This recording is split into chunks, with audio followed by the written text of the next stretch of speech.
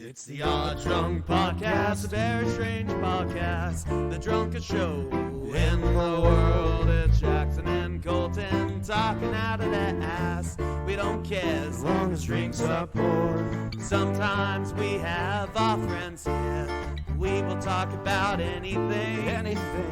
We don't care as long as we have beer. And if you let that whiskey ring. The Odd Drunk Podcast.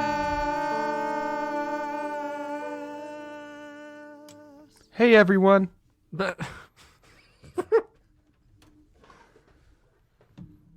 You're supposed to say yo underoos or I don't know something. All right, let's try that again. Hey everyone. Yo underoos. Spider-Man. Do a backflip. Backflip. I did one off screen. Whoa. Yeah, that was pretty cool. Whew, I'm winded. It was the fastest backflip ever, and in a chair. Yeah, Impressive. yeah. I bat-flipped. He just grabbed the chair. With the chair, yes, on me, on my person. And just flipped. Yeah, simple. All you have to do is hold ZL and jump. Yeah. Jump backwards, ZL. Yeah. And then you get the flurry attack. Yeah. Or if Or you playing, fuck it up. Or if you're playing the Spider-Man game, you can just press B. Oh, I was making the Tears of the Kingdom reference, actually. But that's fair enough. I'm really a bad Spider-Man at- reference I'm really in the Spider-Man bad at- episode. Yeah, I'm really bad at Flurry Rush in Zelda. I just launch nukes at him. Yeah, I just use a shield. Or a shield. And But you can and make- bombs. Orbital laser cannons, all that fun stuff. I have a hover bike. That's all I have right now. I love the hover bike. I do have an auto build. I haven't got it right. I've intentionally not looked at any tutorials. I know the basics of how to make it. I want to make my own builds, though. But I do want to make a tank. And I will look at a tutorial for that. Yeah, the main build I've made is the... A hover tank would be preferable. That would be cool. But you would waste all your battery life on that. I have 4 batteries. I've barely started So upgrading my far. batteries, so... It's very useful. I've been relying on Zonai charges, just a shit ton of them. Anyways, we are back this week, the Odd Drunk Podcast, to talk about Spider-Man once again. Spider-Man. This time, across the Spider-Verse. No, I'll stop it. Spider-Man Across Spider-Verse just came out, the sequel to Into the Spider-Verse. And me and Colton both saw it at the same time. Yeah. Which is rare nowadays because of conflicting schedules and whatnot. It's difficult. So we both saw it in schedules. the same theater, so we both can have that same enthusiasm and energy that you would expect, or not expect, or maybe we wouldn't have it if we seen it at the same time. Maybe it's worse now. I don't know. But our Audacity's, or no, fuck, not Audacity. Hindenburg's looking edgy right now. Yeah, it's like Dark blood It's like red. the symbiote Yes. suit, but for It's Carnage. audio It's editing Carnage. software. Yeah, it's yeah. Good stuff. So yeah, we're gonna talk across Spider-Verse. Give you guys our review. Sorry, I'm tired. And we're gonna update finally our Spider-Man movie ranking. Last time we did one was August 2021, when we were just speculating on the No Way Home trailer. Now that's came and gone. We have our No Way Home episode, but we didn't update our ranking at that point. I don't know what our reasoning was, but I'm glad we waited on it because we would have had to update it 2 times in a row or 3 times in a row at this point. Yeah. So a lot of Spider-Man content. I don't know if we would want to throw the games into this. Like the game story. No, I don't think we should. Just keep it the movies. Yeah, I mean, And all the extended Spider-Man TV shows. we'll probably talk a little bit about. Are we going to include Venom and Morbius in this one? No, we should. Just Spider-Man. Okay. Just movies. Plus, that I've only seen feature one of those. Spider-Man. Yeah, I didn't see So- Morbius. Yeah. Maybe one day for an episode. So we'll talk about Across the Spider-Verse. We'll do a ranking. Yeah. And then I do have something special that I pulled up here for us. And we'll do this at the end, but I told ChatGPT to come up with a script of J. Jonah Jameson complaining about Peter Parker. Okay, we'll save that for the end. Yeah. We'll save that for the end. Anyways, before we get into Across the Spider-Verse and a bunch of Spider-Man talk, what are you drinking, Colton? I'm drinking Foster's. Well, currently I'm drinking what you made me. I'll let you talk about that, but I also have some Foster's here. He is drinking what I made him. Open up in a minute here. I've also, if I feel like it, I don't know that I even will have any, but I have some Bullet bourbon. You know, here. if we wanted this to be a good Spider-Man episode, we would have Maker's Mark. Right, yeah. Green Goblin's always drinking that. But don't even know if we'll crack into that, but if we need to take a shot or something, we can. Nice. I also, well, actually, I don't currently have it here. I left it in your kitchen. But I brought Smirnoff blueberry vodka. And you may ask, Jackson, why? Jackson, why do you have that? That doesn't sound like you. Why, Jackson? That doesn't. And I'll tell you why, damn it.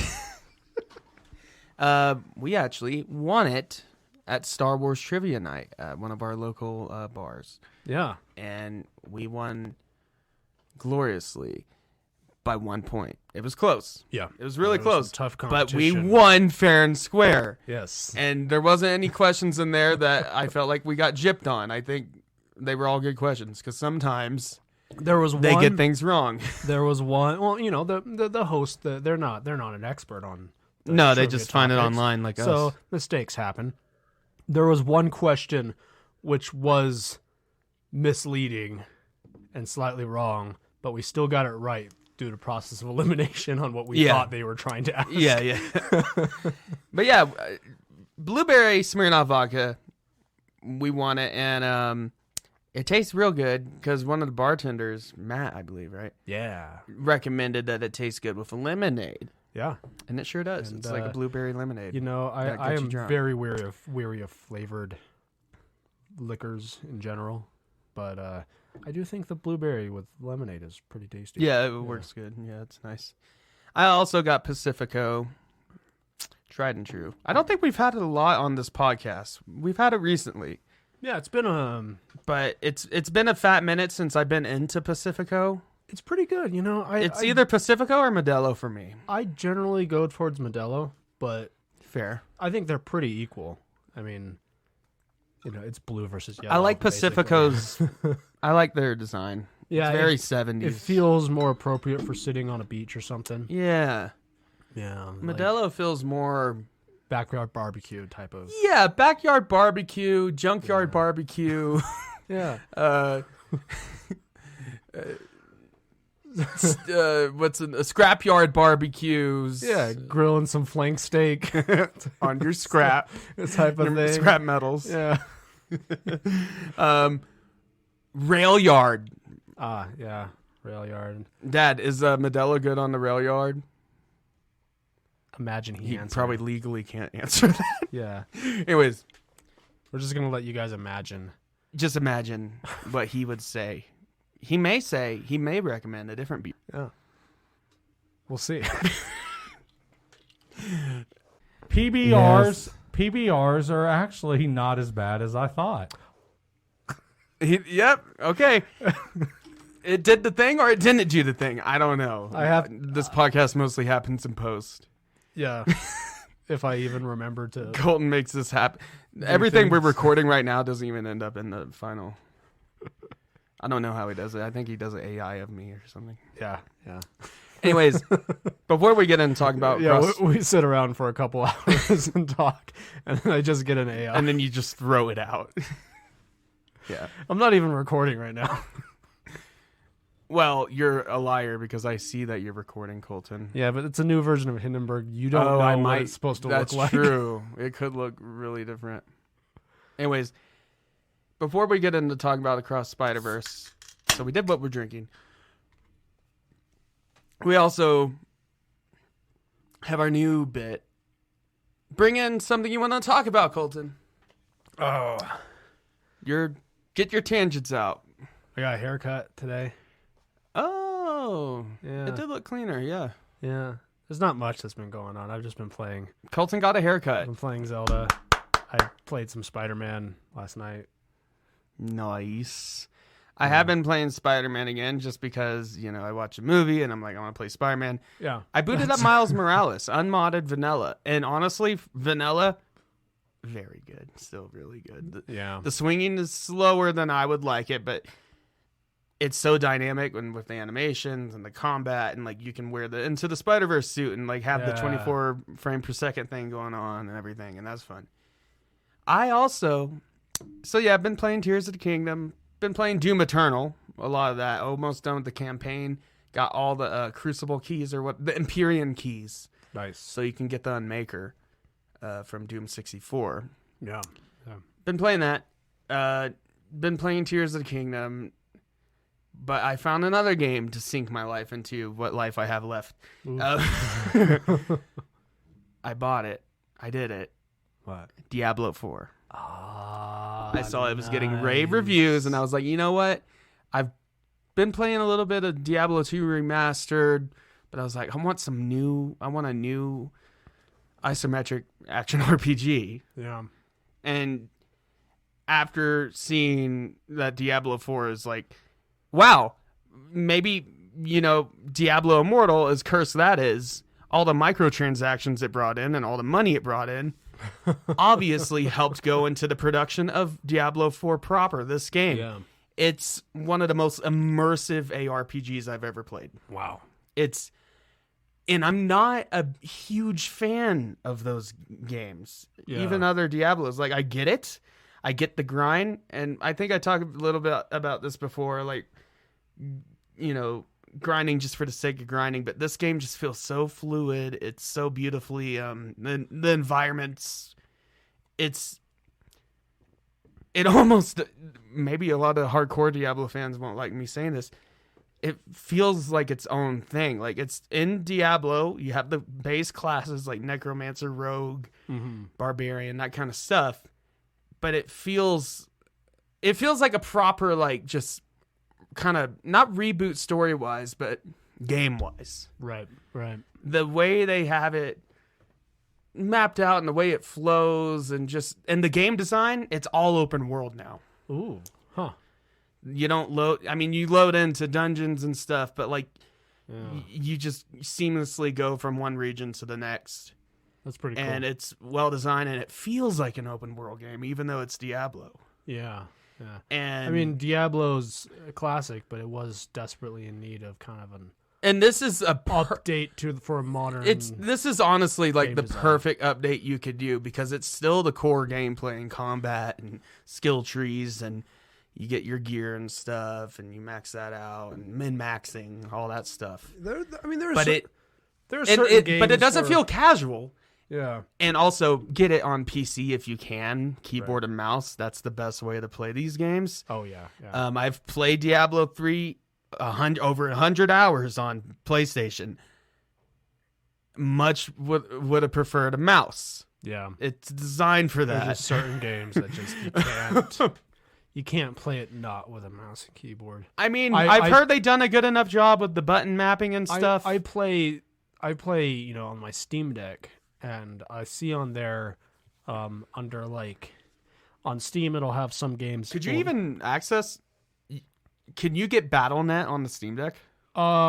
Technically, but I'm not gonna try.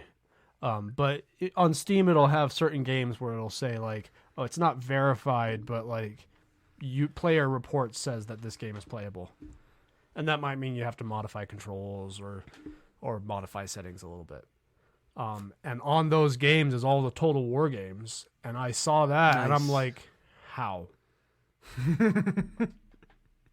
How do you On a controller. make that work on a controller? I don't understand. There's a lot of pausing and menu hopping going on there. That'd be a nightmare playing Total War. No, but on a I honestly, gamepad. I love Tears of the Kingdom. Still very addicting, but I think Diablo 4, at least for me right now, might be a hair more addicting, just because I can sit back, just move my mouse around, press a button every once in a while on my keys. I do like games like that. And I'm just chilling and just enjoying the atmosphere. Like you can have a beer in one hand. And No, literally, you can play it with one hand. That's cool. If you want. I mean, you would only be able to map 2 abilities to your mouse unless you have one of those crazy. I need to get one of those gaming mouses where Some it has of those old like CRPGs. you could literally, if can you had play the right like kind of that. gaming mouse, like with all the additional buttons, like this one here who has like like that one, but even more. You would need a little bit more in that. I have like 6 extra buttons on here. Yeah, if you had one like that, you could literally just play it with the mouse, and it's just so chill. Well, they make ones with like a whole number pad on the side. Yeah, I mean, but no, it's a great game. If you've never played Diablo before, I think this would be a great one to jump into. Nice. It's a little bit more user friendly, but it doesn't treat you like an idiot, and it's fun to make. I mean, the character creation's limited, but it's always been. It's Diablo. Yeah. But you get cool stuff. Nice. Like, I've already got high-level gear just from a couple hours of gameplay. Nice. And from what I've heard, the microtransactions mostly, keyword is mostly, yeah. going to be cosmetic stuff. And I'm like, I've already found cool enough stuff a couple hours playthrough, so like I don't feel like I need that. I don't mind microtransactions when they're done in a way I like them to be they're unnecessary. in addition. They're just yeah, there, but you don't have to, engage with them. I don't even want them to be the icing on cake. I want them to be the optional cherry on top. Yeah, it's like Ubisoft is pretty bad about it, but like they've had a few games when they were starting to bring microtransactions in. Assassin's Creed Odyssey comes to mind, where it had microtransactions, but it only once throughout the entire game tells you about them. No, that's good. And they're completely unnecessary. Yeah.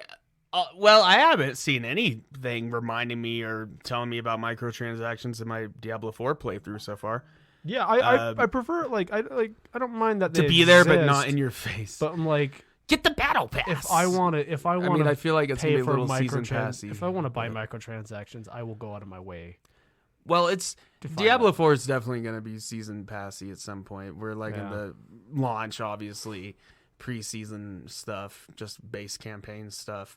Blizzard's like that. Yeah, but they make good content with that stuff, so I'm not too worried about it. And also, it is kind of an MMO light, because there is players running around doing stuff, but you don't have to play with other people if you don't want to. You can enjoy and play solo. It might be a little tougher, but you can do that. It's like a single player game. But it also feels like the kind of game that would be a lot of fun to play with friends and, to get your dungeon parties going on. I mean, Diablo is very true to like D&D, like that experience. It's like a spin-off of basically. My phone's going crazy. There's a Dodgers game. Oh, nice. Tell me about the score. It's very much like feels like a spin-off of like dungeon crawling D&D, because some people play D&D where they focus on the combat and stuff. I made that's like the Pathfinder people. Exactly. Which is it's all about numbers and combat. Yeah. And I made a really cool goth necromancer chick. Nice. Her name's Satania. Nice. That's super edgy. Yeah. I wanted to make her how do I keep this PC? Does she have bangs? I wanted to make her a well-endowed goth chick. Oh, yeah. But that wasn't. Does she have they like didn't have the sliders bangs for that. with purple highlights? I would have to get a mod to do that. Oh, she's got buzz on the side bangs. Ah, okay, cool. Tats. Yeah. So leaning piercings. towards the black like her mascara is like running down her face. So like leaning towards like punk goth over emo goth. More black metal. Yeah. Necromancer. But not it doesn't lean all the way. And Necromancer is a great Necromancer and Druid. Those would both be great ones to start out on, because then you get your own party anyways, because you raise your skeletons and whatever. Nice. So, and which is kind of broken already. It's kind of busted because I can just infinitely spawn skeletons from fallen enemies to fight for me. Nice. And then I have it even right now I'm only like level 12 or 13 almost. And I have it where I have my 4 skeletons just mob on one big guy. And after each of their hits, it increases the chances of getting a critical. So if they're all hitting him and I'm hitting him, we're just going to have a fuck ton of criticals. Nice. So it's pretty good. It's pretty fun. Yeah. And I have a 6 scythe, so that's fun. Of course you have a scythe. You have to. I would. It's mandatory. But anyways, I would recommend that game. It's a lot of fun, and definitely going to be an addiction. Anyways, let's talk about Spider-Man. I think it's about time. We've been pushing it off, even though we just did our Amazing Spider-Man 2 commentary. Check that out. Yeah, go listen to it. Or don't. If you just care about Across the Spider-Verse, you're at the right place. Yeah, because we also care about Across the Spider-Verse. In one word, Colton, and I'm going to count down from 3, and we both have to say it. How would you describe Across the Spider-Verse? 3, 2, 1, masterpiece. It's beautiful. Beautiful masterpiece. It's a beautiful masterpiece. Yep. It's a beautiful movie. This is going to be kind of a boring review from us because honestly, I there's only one issue. Well, The most there's exciting one issue the I most have exciting with it. reviews is when we have issues. Honestly, there's only one issue I have with it, and it's kind of a negligible issue because I kind of like it. Yeah. It's that kind of movie. Like, it's really hard. You would have to be the most cynical bastard, and even then, I don't know what you would do when trying to critique this thing. Yeah. Yeah, the ending. Everybody's been talking about the ending. I'm not going to spoil it yet, but and actually, I don't want to spoil. I don't want to spoil this, Colton. Yeah, well, if you want a non-spoiler kind of short review, go check out Morning Oddities. True, I guess we can spoil it. We did talk about it on there. But and all honesty, I don't even know if I want to spoil it here. Not too much. Yeah, we can Let's stay try out to of- keep it mostly vague. We'll try our best, but fair warning just in case. You know. Yeah. We'll keep the big one out, I think. Just the big one. Yeah. But the ending though, cliffhanger. You spoiled it, Colton. That's what some people would say. Yeah, I did not cares? know it was going to be The multi-parter? Yeah. Two-parter? I did not know that going into it. No, I remember hearing that Across Spider-Verse was going to be part 1 and part 2, but then they decided to the next one's going to be Beyond the Spider-Verse. Comes out next year in March. Nice. So that's So not too far off. Not too far off. Good. Not as far as away as I thought it would be. Yeah. No, I can live with that. Okay, so if Into the Spider-Verse was like this huge innovative animation that blew everyone's minds, Across the Spider-Verse is It took it to like the next level of like they went above and a beyond. real like artistic like take on that. I mean, so Into the Spider-Verse It's is almost- Breath of the Wild, and Across the Spider-Verse is Tears of the Kingdom. yeah, That's the kind of quality we're dealing with. And it was kind of funny. So when we were watching the movie, in the trailers before the movie started, there's a new Disney movie coming out that is clearly like they're taking influence from. Well, DreamWorks did Into it, the and Spider-Verse, they were successful with the new Puss in Boots. Yeah, and putting more of, and was it's good. kind of funny because this trailer comes up, a Disney movie, it has this art style, and I'm sitting there going like, oh, you know, that looks like a pretty impressive animation there. You know, they're pulling influence there, and then this movie actually started, and I was like, okay, that trailer looked like shit. Yeah. It's got its imitator. Yeah. Puss in Boots: The Last Wish, though, I definitely recommend that one for you animated fans.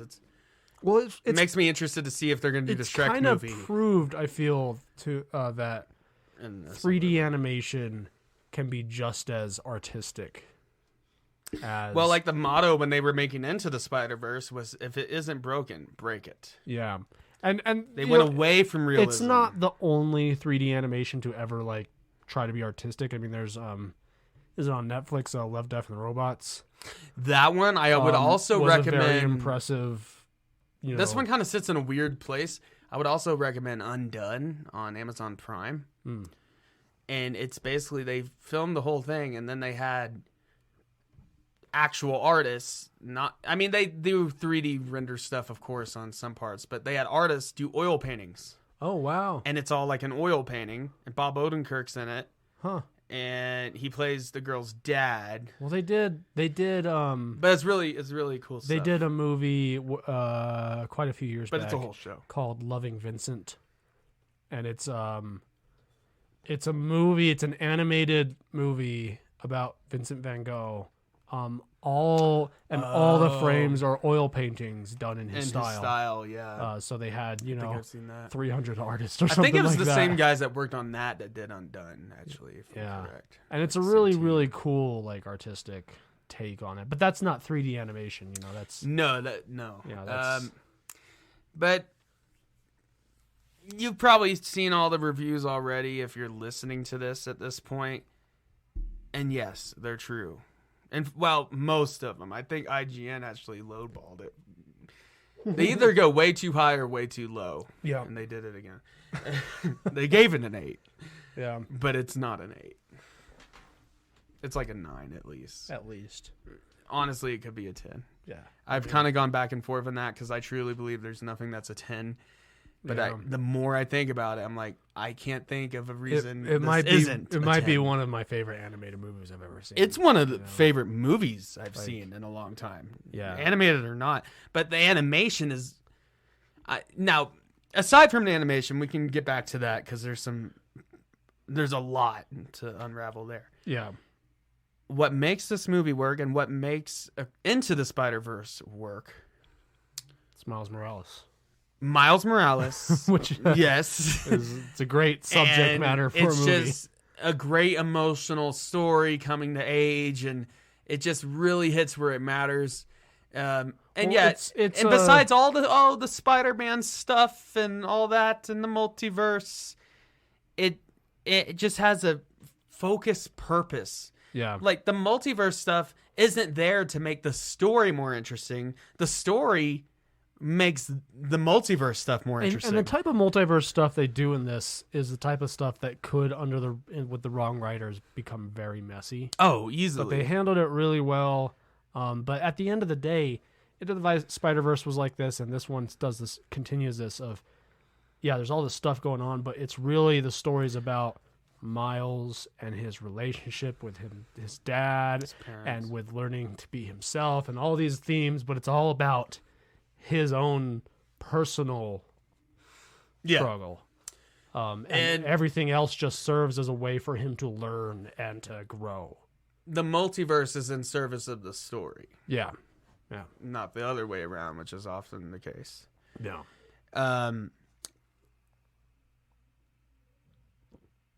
Oscar Isaac was great as Spider-Man 2099, by the way. I love it. I love yellow hair. Yeah.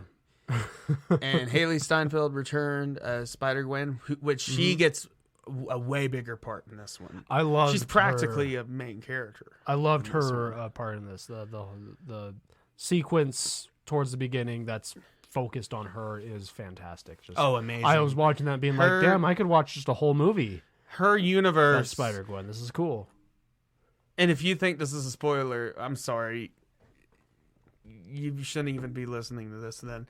But her whole universe is done in this like watercolor, washed out style, blues and pinks and purples and those kind of tones, warm tones. Beautiful. And what this movie really got me on, and this is what I told you when we got out of the theater, I was like, every frame could have been a poster, like an art piece of art. They made every scene entertaining, even if it was just a slow dialogue. If they wanted to print a comic book based on this movie, they could just take frames. Oh, easy! It would be better than most comics, and it would be great. Yeah, But no, this movie's beautiful, and the art. I mean, they do stuff I never expected with the different mediums and. They do a Lego thing. Yeah. They do a Lego thing. There's a Lego thing. Which the licensing was... because I know Warner Brothers did the Lego movie. Yeah. So they must have had to pull some strings there. But they did a Lego thing. And that was good. The Spider-Punk. Spider-Punk was one of the best characters. He's got this... He's in that pasted newspaper type of Sex Pistols, Sex Pistols punk art style, 70s, which was awesome. I finished a beer. Nice.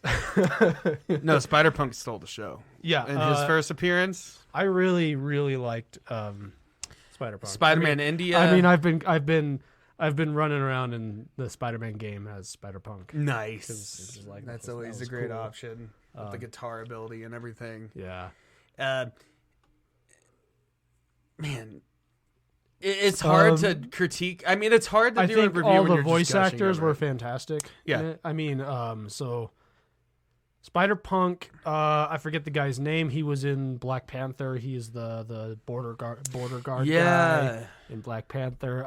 Spider-Man India He's also was in Get Out. Spider-Man India was in Deadpool, Dopinder. Oh, that makes sense. Ben Reilly was Andy Samberg. Which was perfect. Okay, let's talk about that for a yeah, second.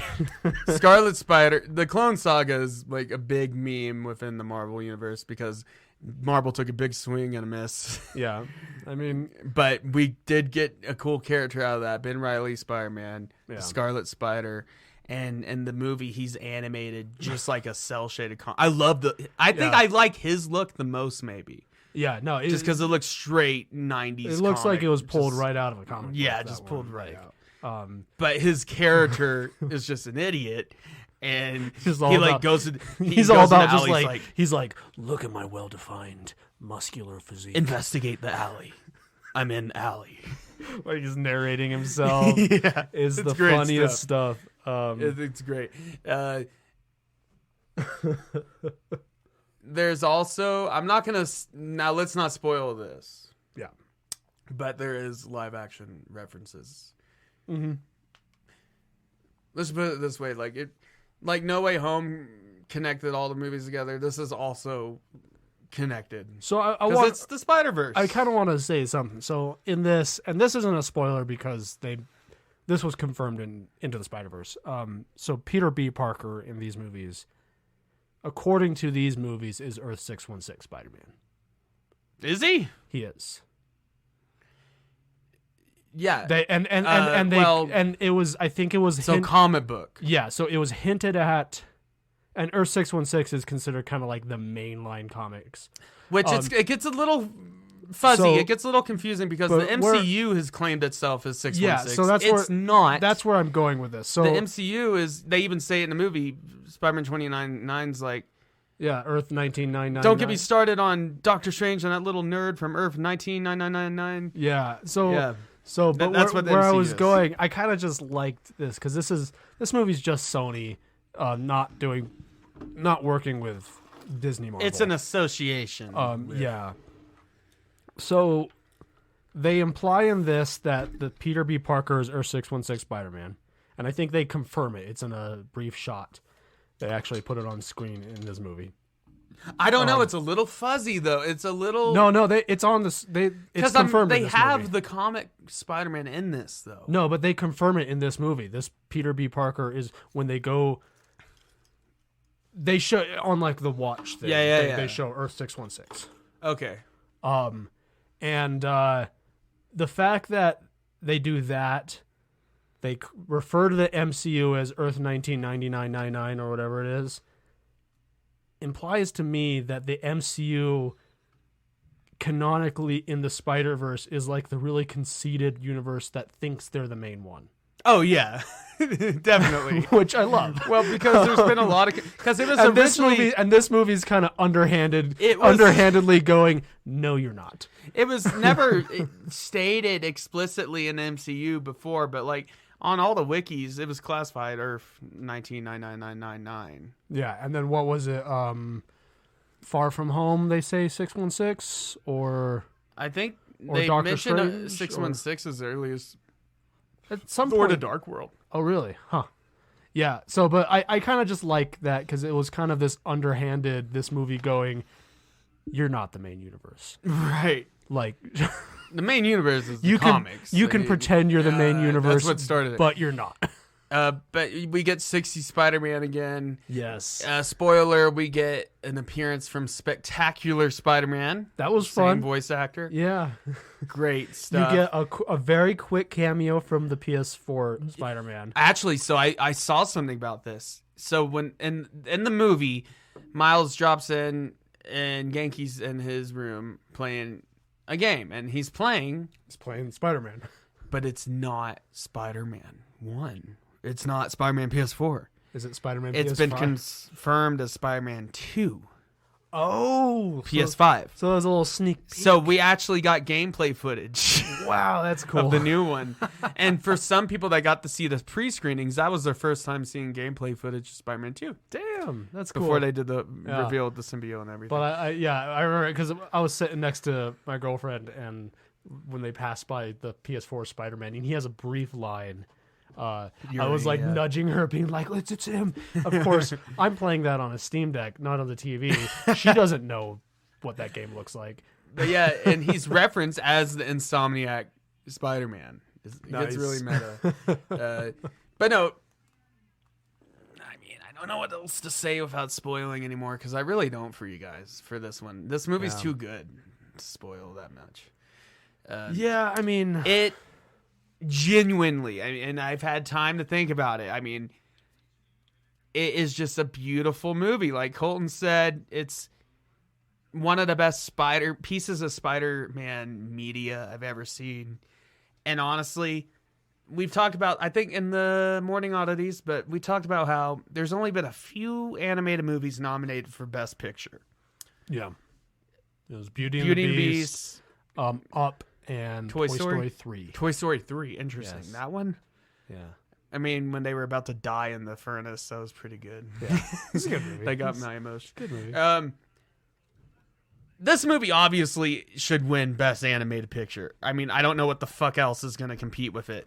Yeah. I'm sorry, Elemental Pixar. That looks fun. I like the particle effects, but no. No, this No one, movie. I mean, this is better than just most movies in general. Yeah, like So there are movies that came out this year that are probably going to get nominated. I've seen people for say, Oscars "Oh, it's that the I Dark think- Knight of animated Spider-Man," or just Yeah. animated movies. Yeah, like of just like flipping the script of like, you can make a movie that's this good. Right. and, It's just not. you It's know. so nice to see a movie with this kind of care and passion put into it. Yeah, like proving. I mean, it's people have warmed up to the idea that animated films don't have to be for kids. They don't have to be for It's- kids. in Oh, the this la- in one's the- very. In the last, honestly, in the it's last not like decade a- or two, it's gotten just a lot better. This But movie isn't like this one. overly edgy or anything like that, but it's a very adult story, Yeah. adult movie. Like you could just watch this and be like, Yeah, this the is kids- just a good movie. You'll bring your kids and be like, "Oh yeah, look at all the Spider-Mans, all the colors, all that." Yeah, But it's just it makes me want to get Miles Morales on Steam. it's a kids movie made for adults, Yeah. or it's just an animated movie. Animation can be anything. yeah, That's just a medium. like it comes off more like they're making a Spider-Man movie first and foremost, and animation just happened to be their medium, Yeah. and it's made by animators. It's just genuine so they and earnest. So they put some effort into it. Also, almost forgot to mention, the Spot is an amazing villain. I love him because he's always been like a D-lister villain, just a weirdo. And he is a weirdo in this movie. They do it so great. He's a lovable nerd. He's always been a He's- weirdo. He's still a weirdo in tripping this. and stumbling over things and just awkward. And He's you like- kind of root for him though. Yeah, he's kind of doing like the "please let me rob you" that type of thing. Like, yeah. like, And he's like first learning his powers, just stumbling. trying to rob an ATM, And then, and he's like, "Technically, I'm not robbing you. I'm robbing the bank." And the hubris of Miles to make fun of him and say he's the villain of the week. Yeah, Well, actually, the bagel effect. That's what I've been seeing lately because he was the guy that was hit by the bagel and into the Spider-Verse. right. And that's I did really like. So this is slight spoilers, but it's the very beginning of the movie. So I like that they went into a very elaborate, like they played into the like, we are arch nemesis. You're my arch nemesis, Miles. You don't remember how But he's you getting- he created me. He has a parent-teacher conference. Yeah. So he's not paying attention. And it's just all stuff that was happening in the background of the last movie that, of course, not even the viewer would like notice. Right. Like, No, but he's amazing, played by Jason Schwartzman. And But then he ends up becoming a real true threat, like bigger than most villains we've ever seen, honestly. Like an actual like Scarlet Witch, but if she succeeded, that kind with the multiverse is in threat. And also another good villain is Spider-Man 2099. Yeah, he's great. Great secondary antagonist. You can, for me at least, I completely understood where he was coming from. Yeah, and the MCU's been playing around with the idea of incursions and preventing universes from collapsing, and like my girlfriend was like I don't. She was like, I don't like him. He's so evil, and I'm like, he's not evil, but like I totally get why, because he definitely is lawful. Like he's an antagonist. He is a dick. Yeah, he's very like Miguel O'Hara is like very like he's doing the right thing for the right reason type of thing, but he also doesn't give a shit about your feelings. Oh yeah, type of character. But he's also one of my favorite. Actually, if I'm correct, he might be one of the first canon like alternate Spider-Man.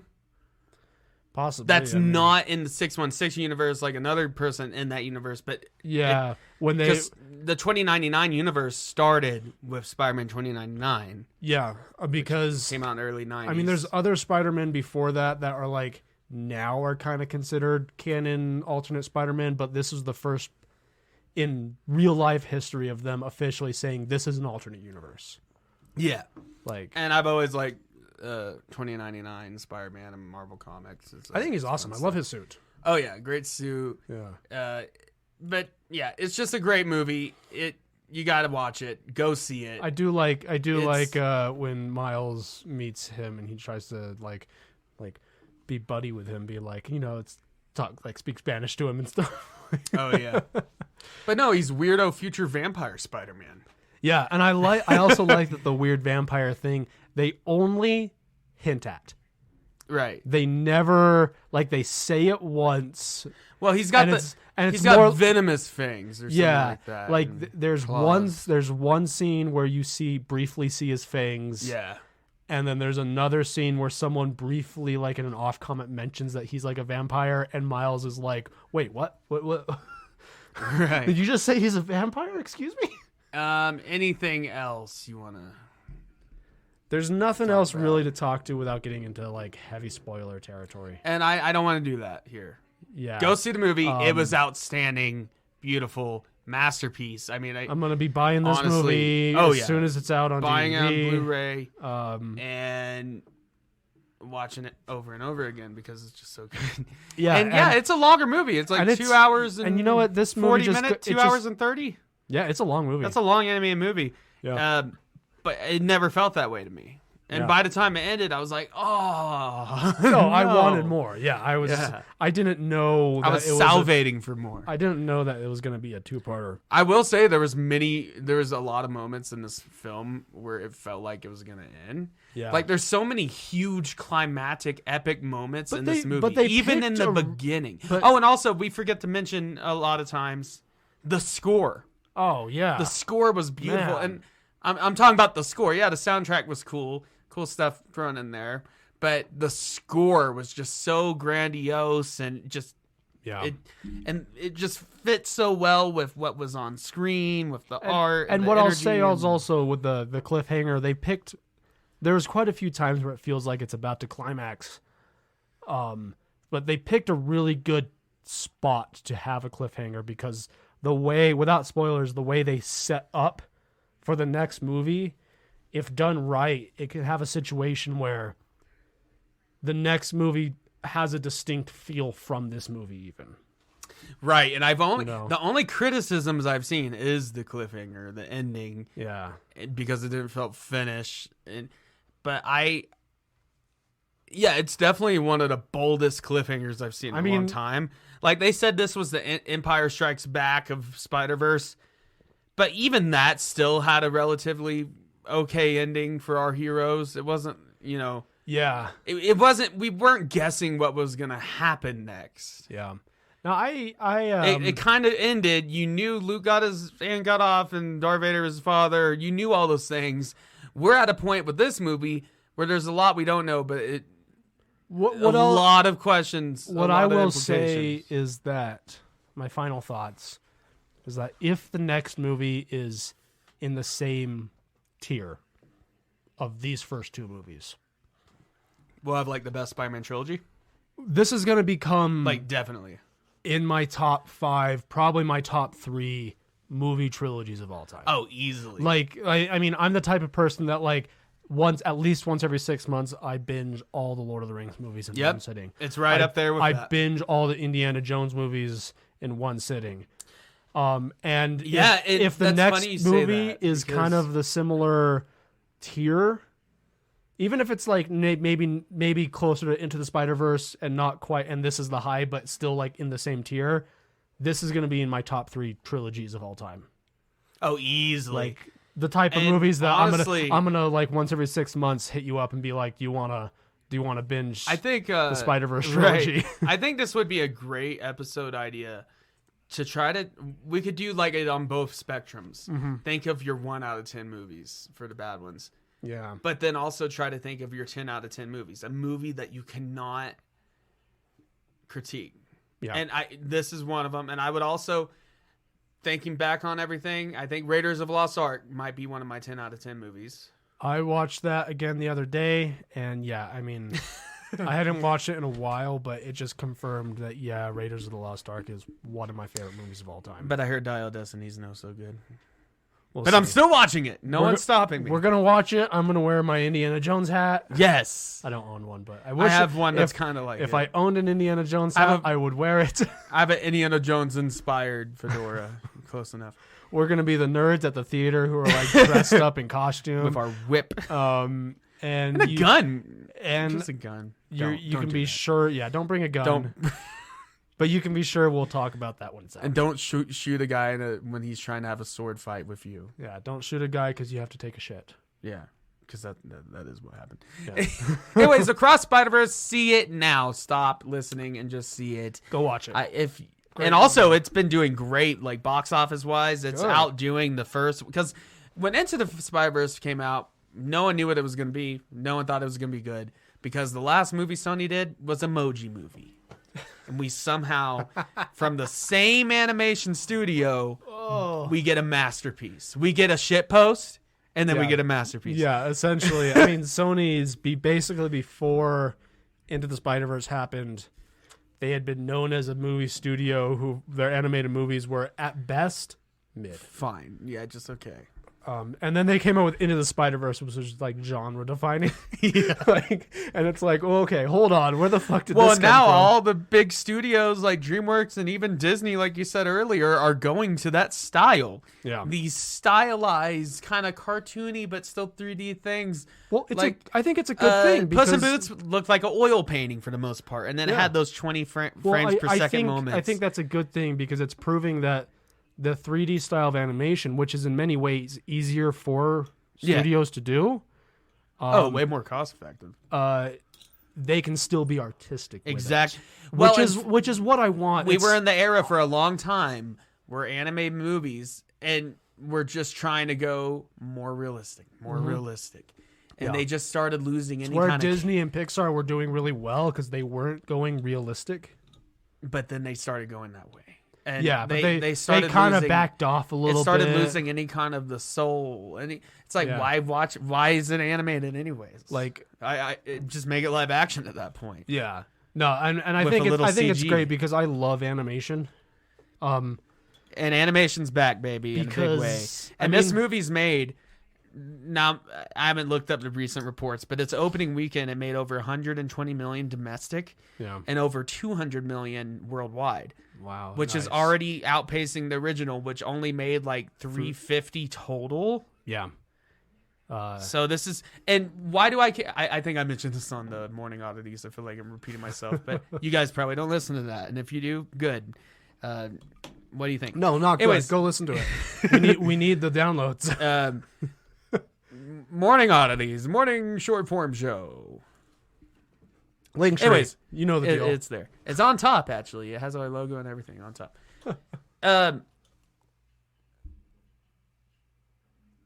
I kind of lost my train of thought. Wait. Yep. We're gonna reach up into the sky. I'm reaching up into the sky, collecting my thoughts into the void. Into the void. It's just nice to see a studio give a shit, and it's like, let's do something that's artistic, and like animation's back, baby, and like we're getting movies like Puss in Boots: The Last Wish. The new Ninja Turtles movie looks like a lot of fun. Very Spider-Verse, but looks like a lot of fun. I can't blame them. Well, it's the same feeling. Getting these movies out of Sony is the same feeling we got from like the Spider-Man games on the PlayStation. Was, you know, we're in an era the last 5 or 6 years of like game studios just not seeming to give a shit.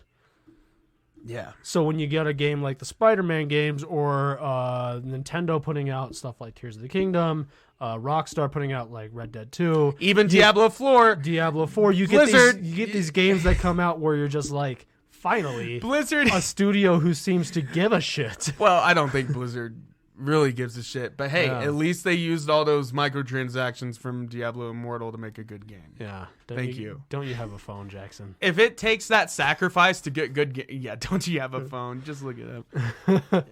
that was good stuff. But yeah, go see Across the Spider-Verse. And like I said earlier, like how Into the Spider-Verse is like Breath of the Wild, and then Across the Spider-Verse, Tears of the Kingdom. That's literally how it feels. Like, I still love Into the Spider-Verse. It's still amazing. You could still argue it's the best Spider-Man movie, and we're going to get to that. Yeah. But Across the Spider-Verse even beats that. Yeah. But not in a facetious way. Like, it's convinced me. It's absolutely convinced me. Not that I wasn't going to do this anyway, but it's convinced me that when I finish playing Spider-Man on my Steam Deck, I have to get Miles Morales. Yeah. You have to start modding it, though. Yeah. But yeah, Across Spider-Verse, amazing. Definitely recommend. So now it comes to the time where we have, 10 Spider-Man movies now? Something like that. We have the original Raimi trilogy. 3, 4, 5, 6, 7, 8, 9, 10.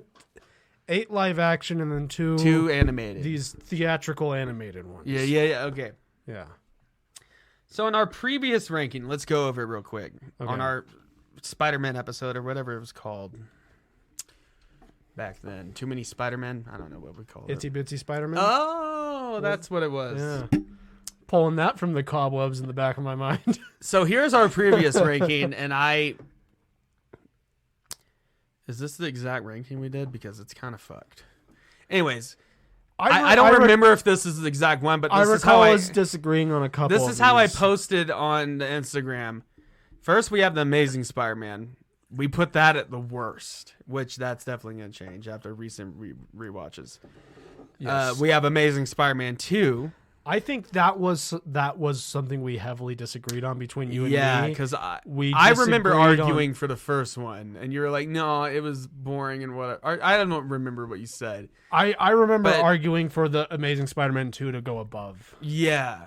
Yeah. It did. Yeah. So you won. I did win that. And then we get Spider-Man 3, which that's mostly right. Spider-Man 1. We put it that low? Seriously? Yeah. We put Spider-Man Homecoming over Spider-Man 1? That's next. We'll have to reevaluate this. And then Spider-Man Far From Home. Yeah. That one's a little weaker for me now. I still really like it. I still like it. And then we have Into the Spider-Verse. And then we have Spider-Man 2. And that's another one we argued a bit on. But things are going to change. Things are going to change, yeah. So let's just start. The only 2 of these movies I have not watched within the last month is Far From Home and No Way Home. Let's because they've all been added to Disney Plus, and I also picked up a DVD of Into the Spider-Verse, so I've seen all of them. Are we doing a tier list thing or ranked in order like last time? We should. We should rank them in order like last time. Okay. Yeah. Consistency. Brand consistency. Worst Spider-Man movie. Let's go. Amazing Spider-Man 2. It really hurts to say it because honestly, it's not the worst movie I've seen. It's not even maybe... Check out our commentary last week. I had fun with it. There's some great Spider-Man moments. Great Spider-Man moments. Andrew Garfield's great. I actually, Emma Stone's good. I used to say that I thought Andrew Garfield's Spider-Man was very mean, and Not as much. As there are you thought. there are scenes where he's quipping when he should be actually saving But civilians. he's not mean-spirited. But there's also scenes where he's helping fix a He's little kid's fixing a kid's- science project. Yeah, that kind and of stuff. I'm like, actually, he's a very, very good Spider-Man, I think. Yeah, this isn't our ranking of who's the best Spider-Man, by the way. Don't misconstrue that. No, and that's why I feel like this movie it has to be towards the bottom, because there's redeemable things, but The plot is all over the place. Well, overall as actually, a there's movie- too many plots. Yeah. You have the secret train and everything, and his dad, and the secret agent stuff. and in the beginning. secret train thing doesn't And do It go doesn't do anywhere. anything. It just hints to the next movie, which Yeah. never happens. You have the whole basement of villain origins, which ends up We didn't talk amounting about to nothing. we didn't and- talk we didn't talk about this on our commentary. I hate the basement of villain origins.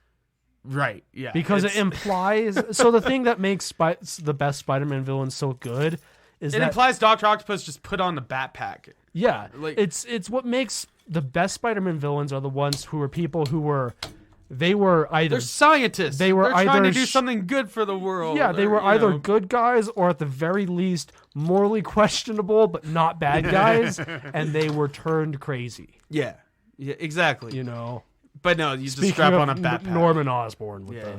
he's morally questionable in the first place, but Well, actually, I rewatched that one recently, and I have a little bit more to say about it. Actually, yeah. But I would agree. The implication that it's some like secret organization that's just like hiring people. I to would be- have to agree that Amazing Spider-Man 2 is the worst. Yeah. It's just too much plot, juggling too many villains. And there's another movie that also did very similar things, but it had it had a narrative through line. Yeah. I think we know the one I'm talking about. This movie has no narrative through line. That's it's the all over the biggest place. problem. And you have the cringeworthy acting from the guy that plays the new Harry. Because- he doesn't even call himself New Goblin. I mean, what's the He point? doesn't even have a snowboard. Yeah, I mean, lame. He's not even just a rad. freak, He's just a weird goblin man. which is and- what he should be. and honestly. not but even not like not like the good version of that. yeah, like more like Danny DeVito weird goblin man. But actually, I would prefer a Danny DeVito weird goblin man over that. Danny DeVito's Mexican Goblin. That'd be make it amazing. happen. And it'd just be him. He just burst through the door. He's like, I'm a goblin man. But yeah, Amazing Spider-Man 2 at worst. That's not saying it's bad altogether. It's not. I mean, I there's- think here's a disclaimer. Every movie on this list is a movie I would happily watch. Right. Well, it's Spider-Man. Because I love Spider-Man. He's my favorite superhero. Yeah. So You know? Amazing Spider-Man 2 at the worst. That's okay. Let me write that down. I think going on record, I was wrong to argue for it in the last. Well, your argument, and wow. I do see your argument here. At least from what I remember, your argument was basically at least it's more fun than the first. It is. one. It is more fun. I do think it's more fun. But does more fun always mean better? But with subsequent rewatches again, I think it's the biggest cringier, issue. it's cheesier. I just think the biggest issue is there's no narrative through line. yeah. Spider-Man doesn't learn anything. You know. Well, he learned not to date Gwen Stacy when Ghost Dad told him not to. Ghost Dad drink. Because then she dies. Yeah, drink for Ghost Dad. That's just gonna be a Also, thing. that's another fucking wild part of this movie. Yeah. Ghost Dad. There's no explanation. I think that needs to just be a thing in the podcast from now on. If the term Ghost Dad ever comes up, Or if the we words have to ghost and drink. dad come up Yeah. in one sentence. Yeah, we have to drink. So yeah, we have the Amazing Spider-Man 2 at the worst. And by the way, I love his suit. Don't at me Fantastic like amazing suit. Great suit. But that's not enough to save this. No, like I said, there's a lot of redeemable things about the movie, and it is fun because of some good scenes and things like that. But yeah, I mean, Peter doesn't have any sort of character arc in it. No. Gwen Stacy doesn't have a character arc unless you include dying as a character arc. No. Which I don't. There's Harry nothing. wants Spider-Man's blood. Yeah. Electro wants to be friends with Spider-Man and then just be Electro. Yeah. Like there's nothing that happens. And Jamie really. Foxx's depiction as that version of Electro, just absolute Poindexter. Yeah. I actually kind of like it. I don't like I like said the during our design. commentary, if they would have just focused on Electro, this nobody who ends up getting godlike powers, and Spider-Man, also a nobody who got maybe not godlike powers, but very incredible powers. Yeah. But then you have one that's with great power, great responsibility. The other one that's just like, I want to blow shit up. I think that could have been a good narrative, a good back and forth between these two very similar characters, actually. But not. They had to try to build a cinematic universe in one movie. They had to try to do the Raimi trilogy in one movie, but without any of the style or pizzazz as Raimi. Yeah. And that's why with no Bruce Campbell. Raimi, even Not even one scene with Bruce Campbell.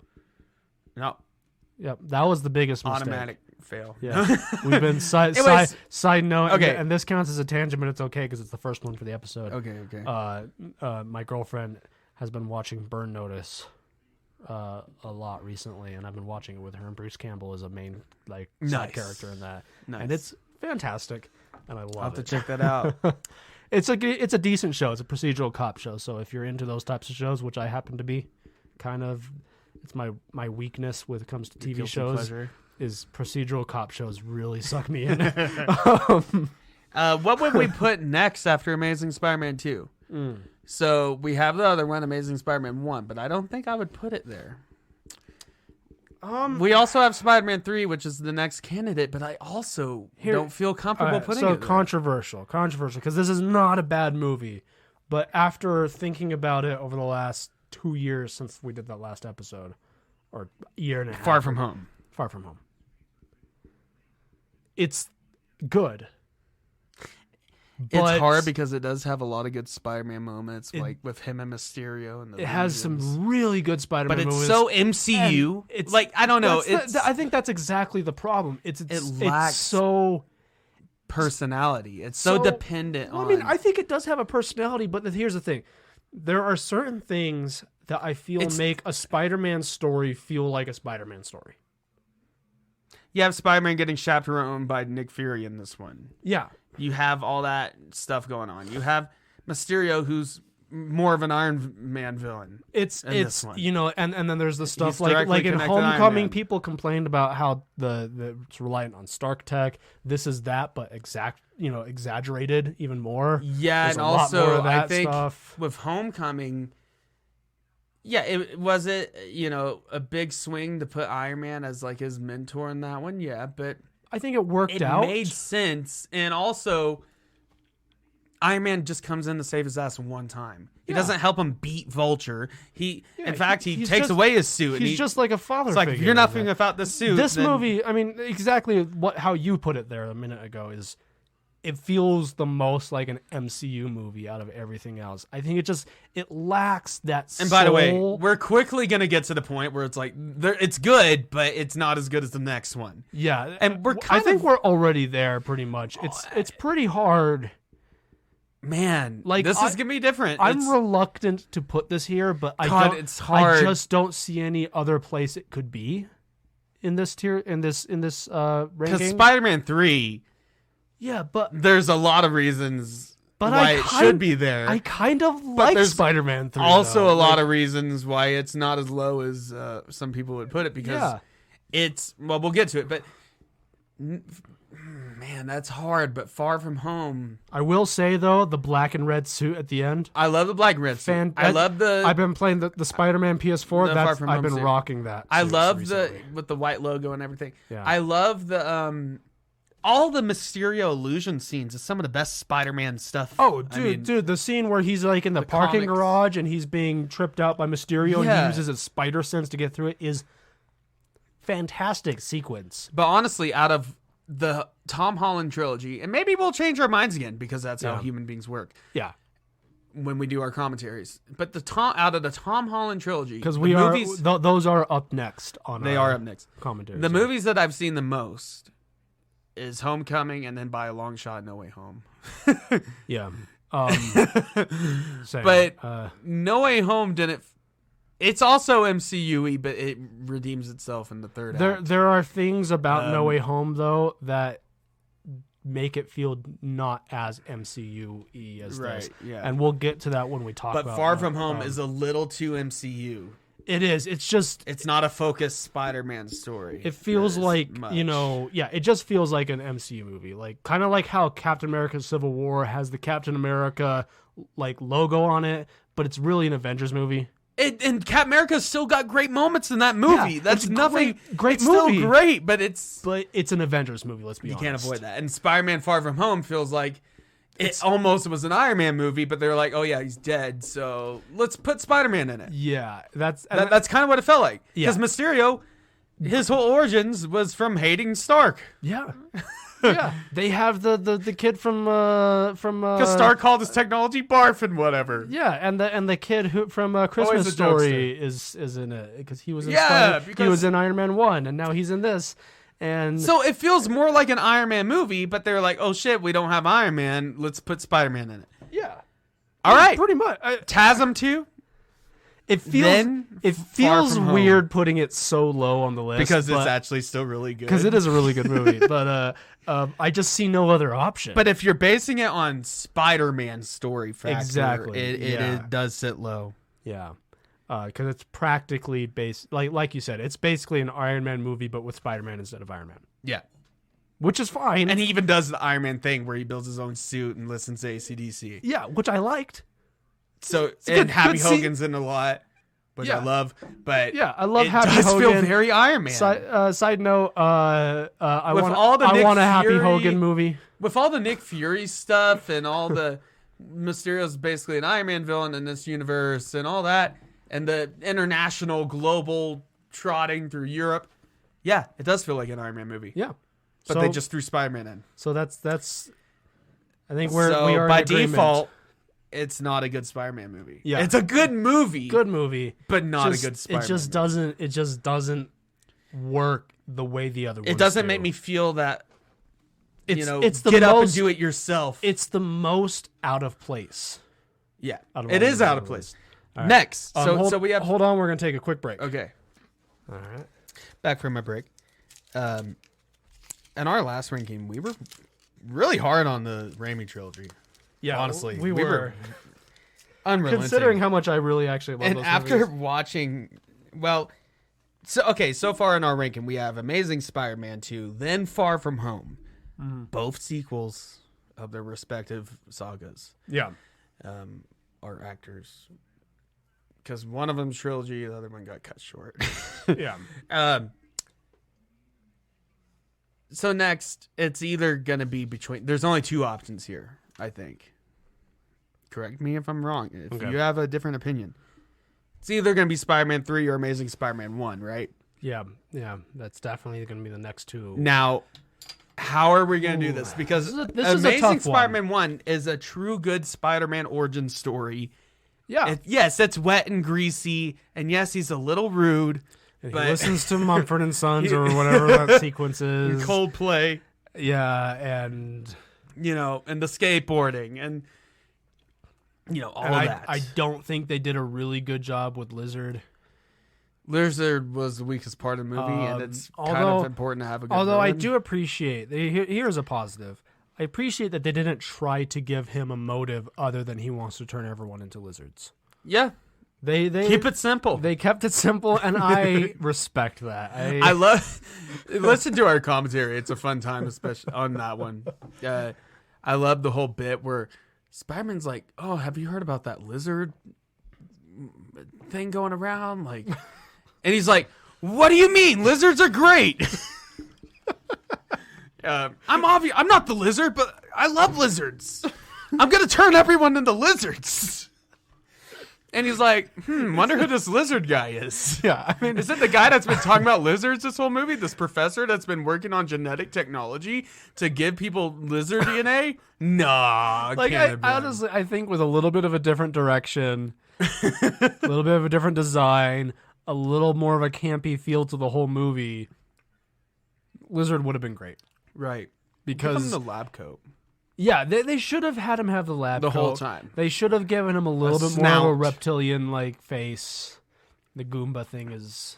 Well, they went with the flat one so he could be more expressive and whatever. I'm over it for the most part. It's fine. Like after watching it, I'm like, it's not they super upgraded distracting. They upgraded it a little bit in No Way Home. It's a little Yeah. cooler. It's not distracting, but it was a missed opportunity, I think, for something that could have been better. But Andrew and Emma Stone's chemistry, really good.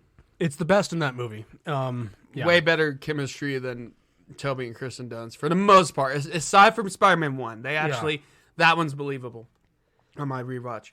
Yeah. But it's not one I watch a lot. No. I watched it for the commentary. I watched it fairly recently. But it's not bad by any means. In fact, it might be worse than Far From Home, like from a technical level. Yeah. But for a Spider-Man story. It is a Spider-Man story. I mean, And Martin Sheen is fantastic as Uncle Ben. Really good Uncle Ben. I mean, you get the whole part where he dances around saying, "With great power comes great responsibility." Yeah, when you have really strong abilities, you do the right thing. you have a responsibility to do the right thing and to use them for good. Be good, and then he gets shot. They really sped run through that. They really did, and it didn't work. It didn't hit. It really didn't hit like the original. Yeah. So here's the question we have to say. And then Spider-Man 3 memes, a lot of memes. But also there's a good emotional through line there. There is, and listen to our commentary because we talk about stuff like Sandman is great. Mm-hmm. The entire movie, he's fantastic. Every scene that he is in, except for the weird underground train sequence, because why does nothing space? Why does that space exist? It's weird, but it's so fun in comic books. It's a video game boss fight level. Sandman's face against a train, just intent on murdering this guy. No, it's really good. Every scene with Sandman is really good. I think. Well, what's interesting? So I think we've talked about this a million times over. The studio pressured Venom onto Sam Raimi. They were like, "Gotta have Venom." When Sandman was going to be an only villain, maybe a little New Goblin, but it was mostly going to be a Sandman story. Which all those parts worked well. Yeah. And obviously, you could tell that Sam Raimi didn't really want Venom to be in this movie, but he still did a pretty good job with it, considering he didn't want it to be in the movie. Because his original idea, he was still going to have Peter battle pride and ego and stuff like that. And, Right. Because in the movie, like, he kisses Bryce Dallas Howard's Gwen Stacy before the Venom thing. He's turning into kind of an asshole because here's the thing with he's this nerd whole, nobody that went to big popular guy because everyone loves Spider-Man. Here's the thing with the whole Venom through line with the symbiote suit. It's very rushed. It's very cringy, but it gets everything in there. And it still has that same... Even Spider-Man 3 being the worst of that trilogy, not only you have all the emotional through line that carries on from the previous movies and your connection to these characters and, all of that, but it's still, even with all the studio interference... It still has that Sam Raimi flavor to it, that Evil Dead flavor. Yeah, and like I said though, but with the symbiote and Venom sucks. That movie. Bully Maguire. Topher Grace. Bully Maguire is a meme. It's cringy. It's terrible. But we love it. But all of the stuff that you would expect from a black suit Spider-Man story, it does happen. It's all in there. It happens. And he Raimi and the writers decided to make it like, oh, this is like an addiction to drugs. Like, he does a bad thing. He wears a suit to feel better. Yeah. Does another bad thing. Or he kills Sandman, goes swinging around the suit, feels better. And then he does his hair. I mean, so I guess... dances around like a And then lunatic. also, New Goblin. I really don't mind New Goblin. There's actually... It makes sense that it happened. Actually, that first fight scene between... Great fight scene. Aside from some of the where he's like CGI. grabbing the wedding ring and when stuff. When he's fighting Spider-Man without the suit, no mask. Legitimately good sequence. Just two men beating each other. And I was watching it with my girlfriend not too long ago. New York skyline. And I was on the edge of my seat waiting for the thunk. No, it's a great action Oh, sequence, at the and it very has end. the funny punchline at the end. Yeah, it's So- good. And I hate to say it. Well, I don't even hate to say it.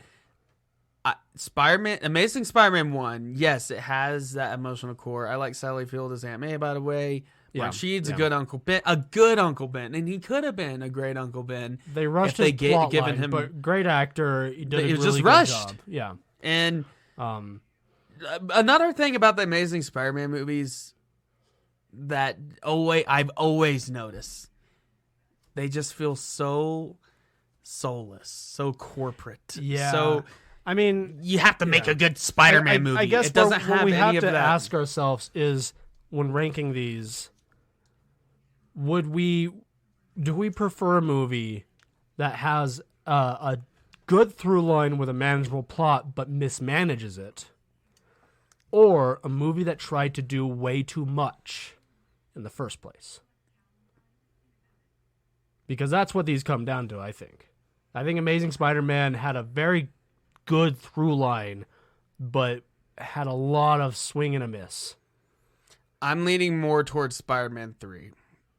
And Yeah. maybe it's a little unfair, but it has what it's got working for it is it's still got that Sam Raimi energy, the cinematography. And it's got 2 movies behind it. It's got 2 movies behind it, so you fully understand the journeys of these characters. New Goblin, the journey of Peter. New Goblin. I legitimately don't mind New Goblin because he's been a character since Spider-Man. Right, and it makes sense. So because and he wants you, revenge and on you had Spider-Man. throughout the entirety of Spider-Man 2 him going, "Where's Spider-Man, Peter?"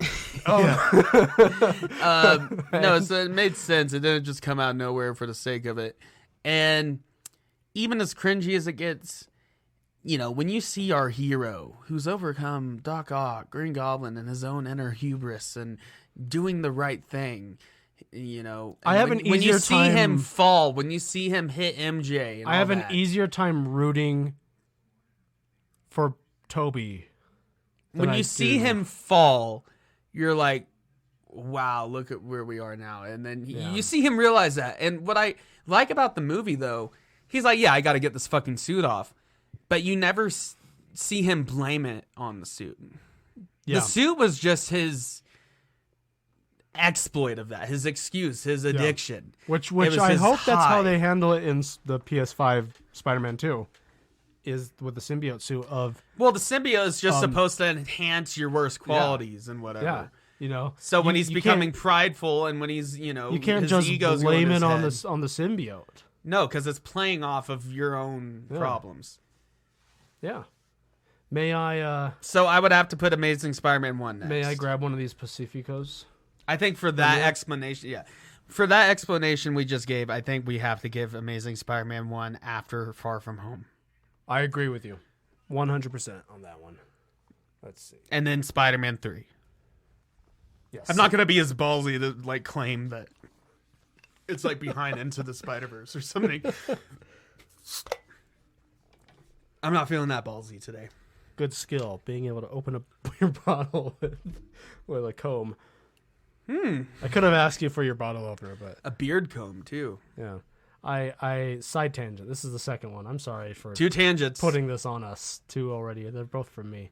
I remember back when I was still a church-going boy, when I was in high school, I went on a trip with some church people to go surfing, which is a really weird thing, going surfing with a bunch of Mormons. Yeah. But we went to a Mexican restaurant afterwards, or this little. It was more like a taco truck, and I remember one of them had a Ritos, and they were trying to open it, but no one had a bottle opener. And I was like, I got you. And I did the thing on the edge of the table where I opened it like that Nice. and gave it back to them. And I remember having a few of them looking at me like, why do you know how to do that? Now we know. None of your business. So we have TASM 2, Far From Home, TASM 1, Spider-Man 3. What comes after Spider-Man 3? So what do we have left? We have Spider-Man 2, we have Spider-Man 1, we have Into the Spider-Verse, Across the Spider-Verse, No Way Home, and Homecoming. Yeah. This is where it's gonna get tough from here. Very, very tough. This is the point where we are really going. I already know my answer. I have an answer too. 3, 2, 1. Homecoming. Oh, there we go. Now this is really hard.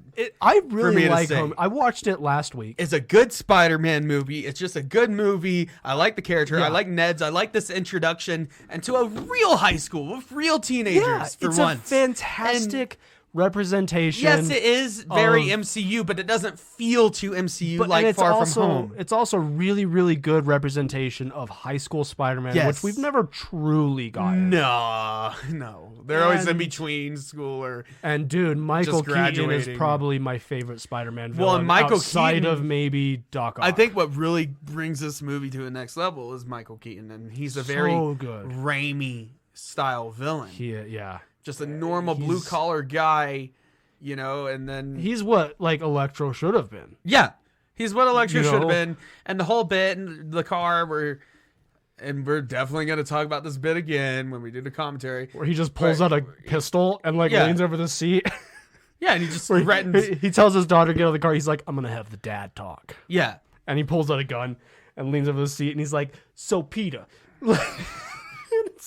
Or hey Pedro. it's like you listen to me. he calls him Pedro. If you hurt my throughout the daughter whole or movie, you which tell my is- daughter about it or whatever, I'm going to kill everyone you love and whatever. And that I mean the fact And even though Spider-Man could have easily just taken him out because he's just a normal man with a gun, Yeah. you still felt scared for the- Peter. it's Like- a testament to the writing in that movie. Also, And the writing and the acting that they're able to make a villain who was scary just talking to him. yeah. And a testament to Spider-Man's character, the whole part where Stark takes the suit away. And I like that Stark was used that way to kind of push him to be Yeah. the Spider-Man he should This be. is the movie that convinced He- me that Tom Holland is a good Spider-Man. Because Like- when I first watch a movie and I hear people complain about this, oh, he's just Iron Boy Jr. and he has Stark to protect him. Stark never really protects him in this movie. No, yeah. One time, and then the other time he does it to save civilians when Spider-Man fucked up and blew the ferry in half. Yeah, which serves as a way And to then get he's the like, suit away from if him. you don't want, if you can't do it without the suit, then what's the suit without If you? or anything, the whatever. suit acts because he does the whole thing where he hacks it and all that. Yeah. It acts as a way to further him chasing down these bad guys because Yeah. he hacks this suit to like be able to. But track then he's them. just stripped down to bare bones Spider-Man mode. I mean, not even a nice studio costume, just the homemade suit. really good and- finale. Like You have the whole fight in the school, and then the plane section where he's stopping the plane, best one of and my then he favorite, lifts up all the rubble. and he does the whole from like the comics. come on Peter, come on Spider-Man, and like lifts yeah, himself up, just like from the classic Spider-Man comic. and he ends it all leaving a note that says "From your friendly neighborhood Spider-Man." And then, but he's the only Spider-Man Like- we've ever seen that didn't just try to beat their villain to a pulp. yeah, That was trying to He save actually, the Vulture.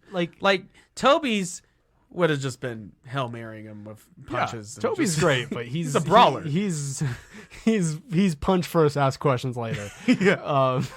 Well, ask questions, punch. Then get an answer. Yeah. But Tom Holland, he's trying to save him. Do a quip and then And- do a big punch. Yeah, and you get moments where it's like he's like he's leaving a message on Happy Hogan's phone, and he's like, "Yeah, I saved a lady and she gave me a churro." I'm like, I want that Spider-Man. There's a lot of good neighborhood Spider-Man moments in this one that you don't and see he a lot. and he ends it. He saves Vulture. He traps him and then leaves a note. And I like the high school. I Yeah. like how they're all teenagers. I like his Yeah. chemistry with Zendaya, who's the new MJ, and Ned. Great stuff. Just great. And also, you have the controversial casting of Marissa Tomei as Aunt May as just hot, young. But Aunt she's May. but she's also like actually a reasonable age to be. No, Tom it Holland's feels aunt.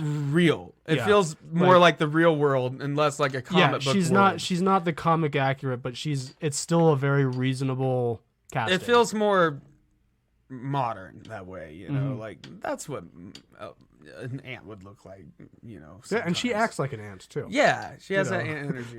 It's good stuff, and she flirts with Tony. Good stuff. So yeah, I would put Spider-Man: Homecoming next. And I think And listen, we've only said good things about it. Why are Yeah. we putting it this low? because For the same reason that we put Far From Home so low. it's still a little too It's MCU, still and also an MCU movie. it's Still... it just doesn't reach those emotional heights as some of the other ones coming up. That's true. And yeah. it doesn't.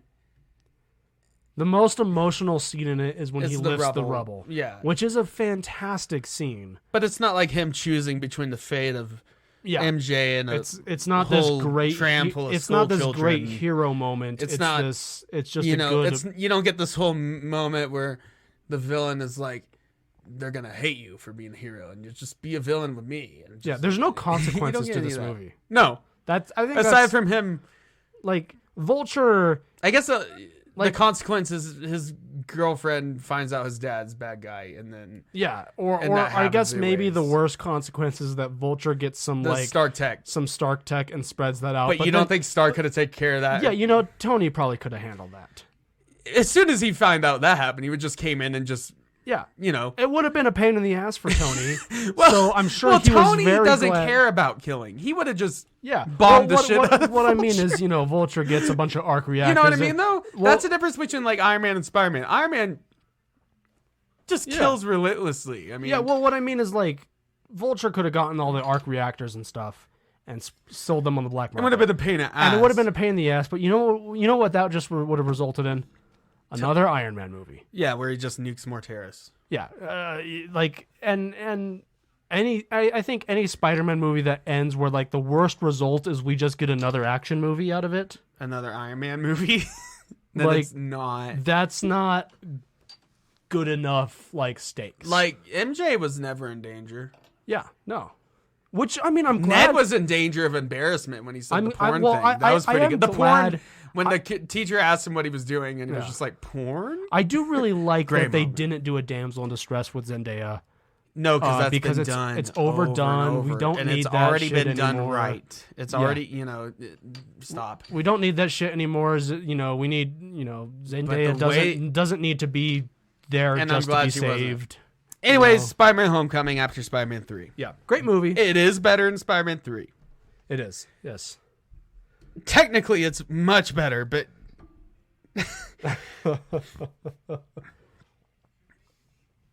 But we no, have our yeah. reasons. Great movie, just not that. It's about right in the middle on the list. That's fair. Well, what do you think next? So the only Raimi ones we Ooh. have left is Spider-Man 1 and 2. We have Into the Spider-Verse and Across the Spider-Verse, and then we have No Way Home. Okay, this is This is tough. really, really tough. I'm going to say, I have an idea. I'm going to say Spider-Man 1. You're going to say that. I'm going to say Spider-Man 1. Man, I hate to say this. Hard to say. We already did Far From Home. Yeah, no, that's We already did the This other. is a hard. It's getting tough now. These are all. Man, it's really hard to say that because, but I understand why it has to be here because, for one, Spider-Man 2 just took Spider-Man 1 to another level. Yeah. But Spider-Man 1 is still the definitive, the best Spider-Man origin story we've ever seen. It is. Period. Because the only other one that tried it was Well, the only one that Amazing could Spider-Man arguably- 1, and it didn't do. A I good guess job. the only one that arguably tops it is Into Spider-Verse as an origin story. But Spider-Man 1's just the perfect origin I story. mean, it's one of the things I It's the liked most about comic Homecoming accurate. too, is that it didn't try an origin story. Right. It's like we already know. Yeah, they were like, you don't need. But to that's see this also again. what hurt it at the Yeah. same time. It's less emotionally impactful, 'Cause you know. we didn't get our Uncle Ben moment until the third movie in that trilogy. which was a good So- moment, but we'll get there. Yeah. I think I'm gonna say Spider-Man 1, and it hurts because Willem Dafoe is my favorite. I'm gonna fight you a little bit on this Okay, one. yeah, Just well- a little bit. Some good old discourse here. Let's see. I think No Way Home could easily go in this spot. See, I was gonna put No Way Home in the next spot. Fair. Okay, let's talk about No Way Home a little bit. Yes, it is a great Spider-Man movie. It is a great MCU movie, one of the best MCU movies, and it is a great cap off to that trilogy. Mhm. But would it be so great if it wasn't for the cameos and the multiverse stuff. I think it would have been still very, very good. And here's my reasoning. Because is it worse because of the multiverse stuff? Does that drag it down a little bit? I think Feels maybe a little fan-baity. I think the multiverse stuff maybe drags it down a bit. It's still great. I love the multiverse but at stuff. the same time, in the third act, the way they use Toby and Andrew is perfect. It's exactly how you would see those characters. They handled multiverse the best they possibly could. They completely respect those characters, the way they interact with each other. Here's my main... And when Andrew saves MJ... Here's my main reasoning. When Toby stops him from killing Goblin... Here's my main reasoning. It's why it's like poetry. For why I would place it above Spider-Man 1. What we talked about with Far From Home and Homecoming. No Way Home succeeded where those ones failed. That is true. It actually had serious... They had to beat it into emotional beats in it. Yeah. It felt very real. It felt like very real. even though it's doing multiverse stuff, it felt real. Yeah, I really like Tom Holland as Spider-Man. And yeah, you have Doctor Strange a bit as a mentor figure and whatever. Yeah, but they don't go too heavy-handed with that. Same. I mean, he Doctor Strange serves the plot. The plot doesn't serve him. Yeah, and he disappears like a quarter of the way through. And also the scene where Peter traps him in the mirror dimension was just peak Spider-Man being smart shit. Yeah, it's like math, which I loved. He's a fucking nerd, and they showed it. But no,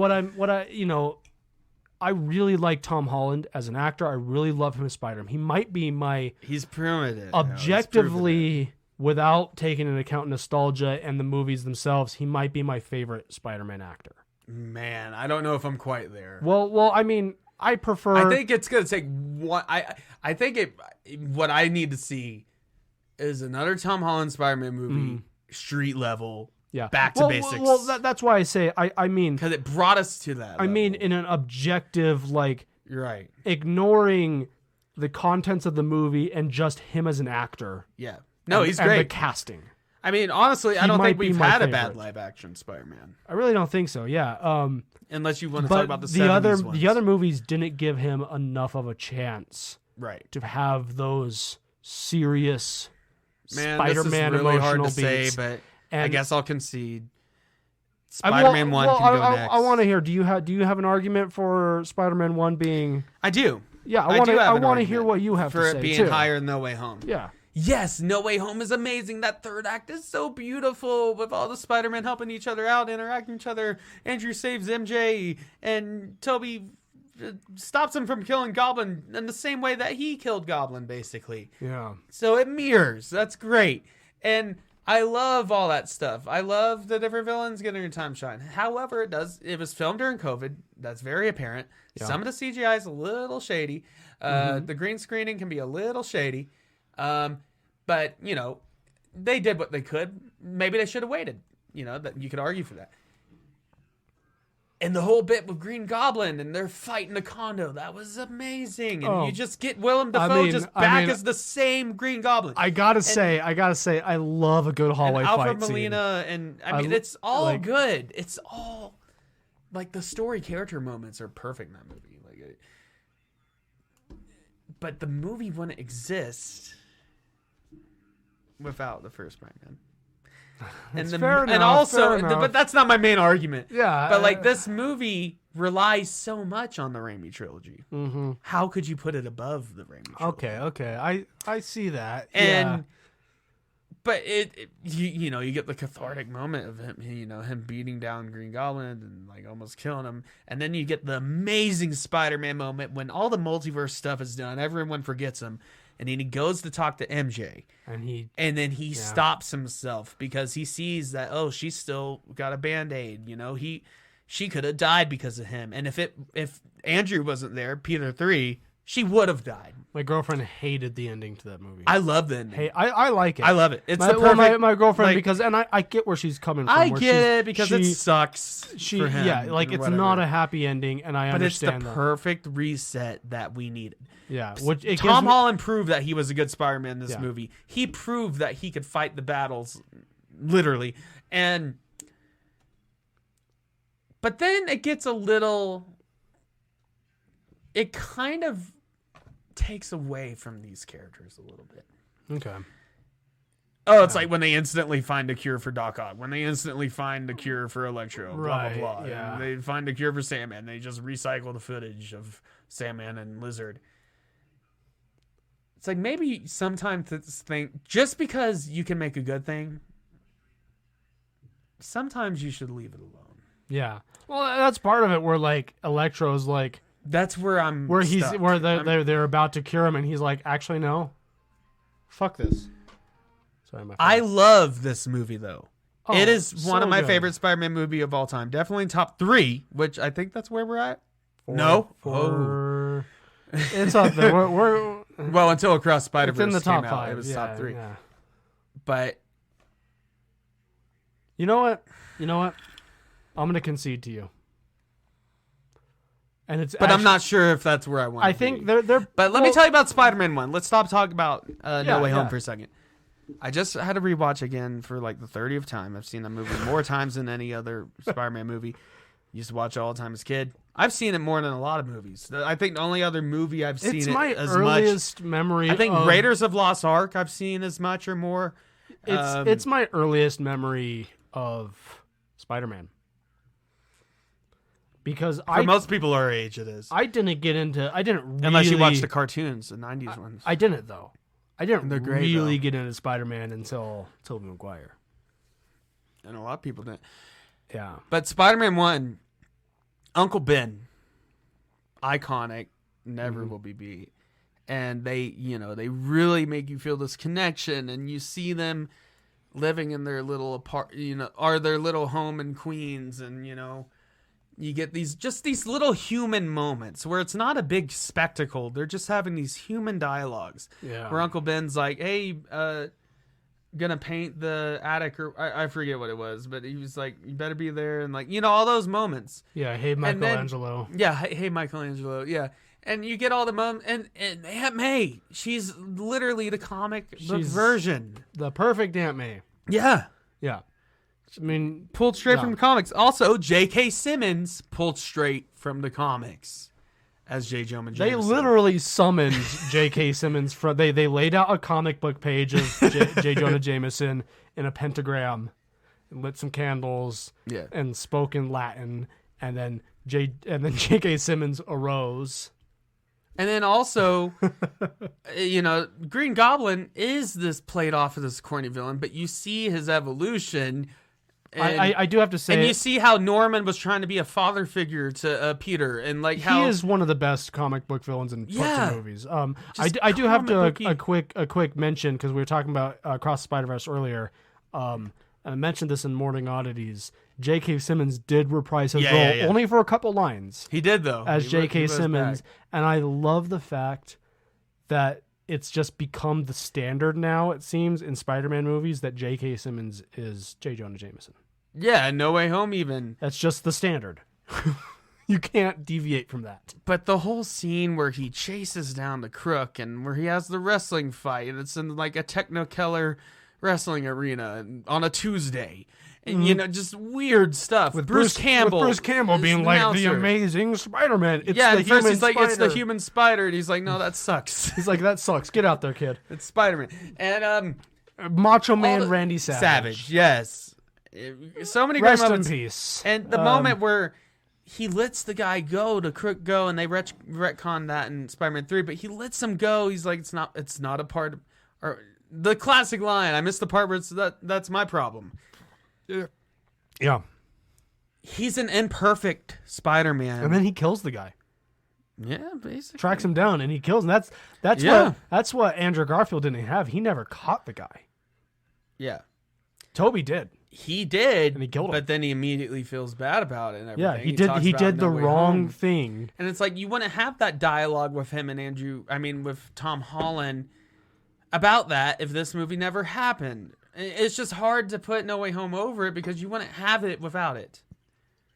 But at the same time, No Way Home is just a great movie on its own merits.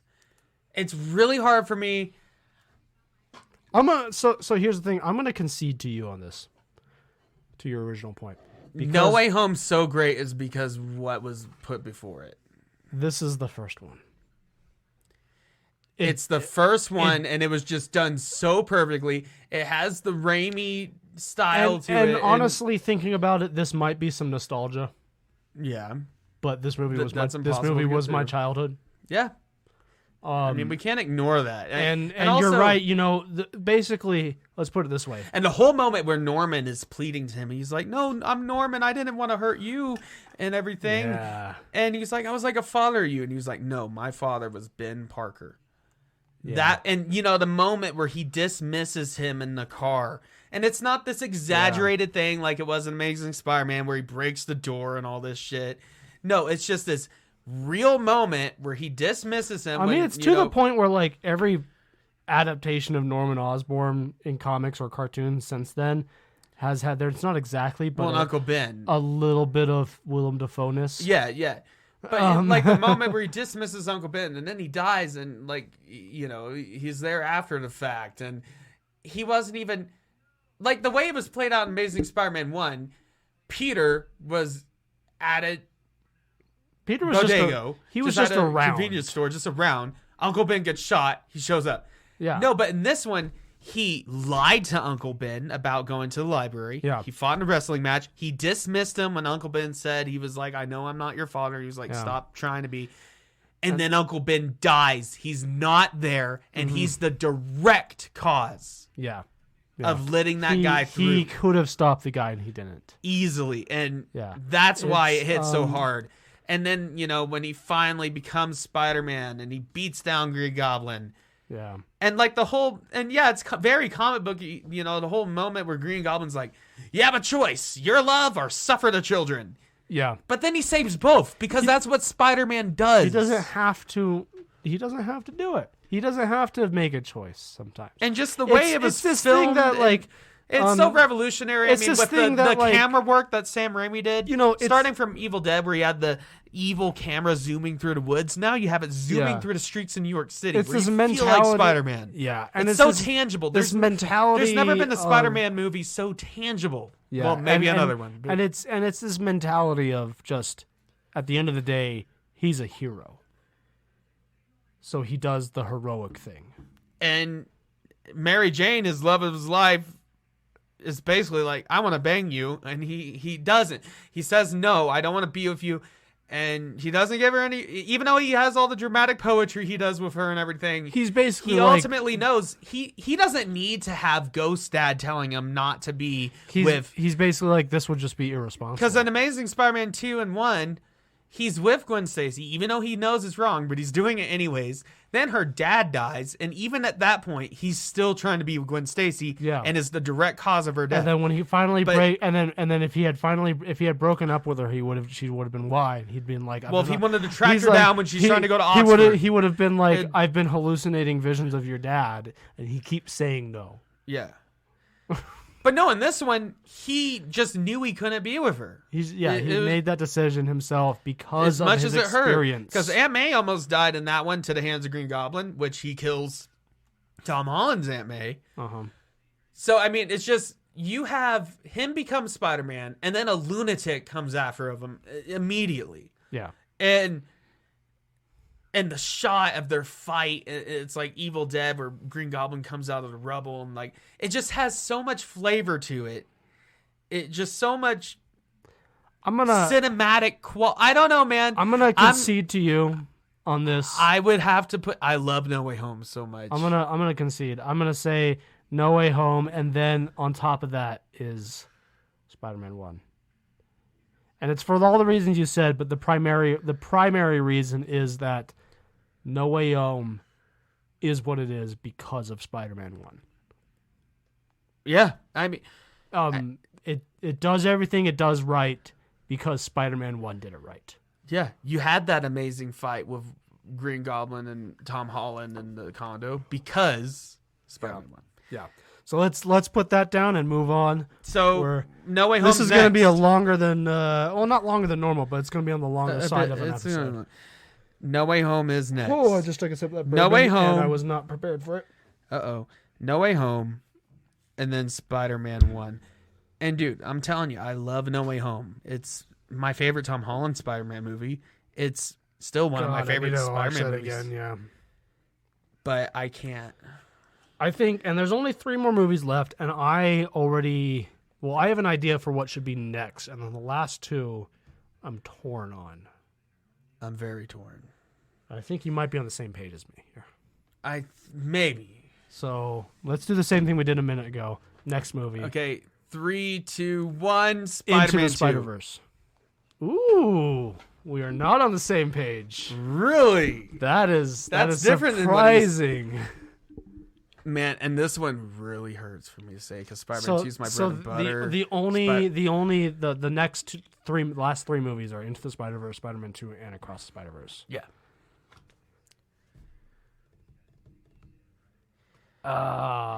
I don't know. I'm thinking Into Do you still put Spider-Man 2 above Into the Spider-Verse? Yes. As our previous list. Yes. Above Into the Spider-Verse. I can't fight with you on that one too It- much. I mean, mean- it's for one, it's really hard to compare. You know, it's different mediums. You have animated and you have live action. Yeah. 2 different Spider-Man stories, very different Spider-Man I mean, stories. But they also They both are both perfect Spider-Man stories. They're practically perfect, just like condensed. Like Into the Spider-Verse it does an origin story better than any other Spider-Man movie ever. Like hands down, Miles Morales. I don't think its origin story is as good as Spider-Man 1.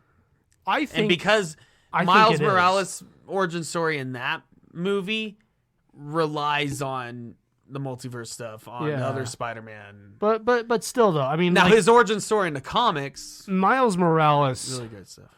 I go back and forth on whether Peter Parker or Miles Morales is actually my favorite version of Spider-Man. But I think Into the Because Spider-Verse Miles Morales is such a...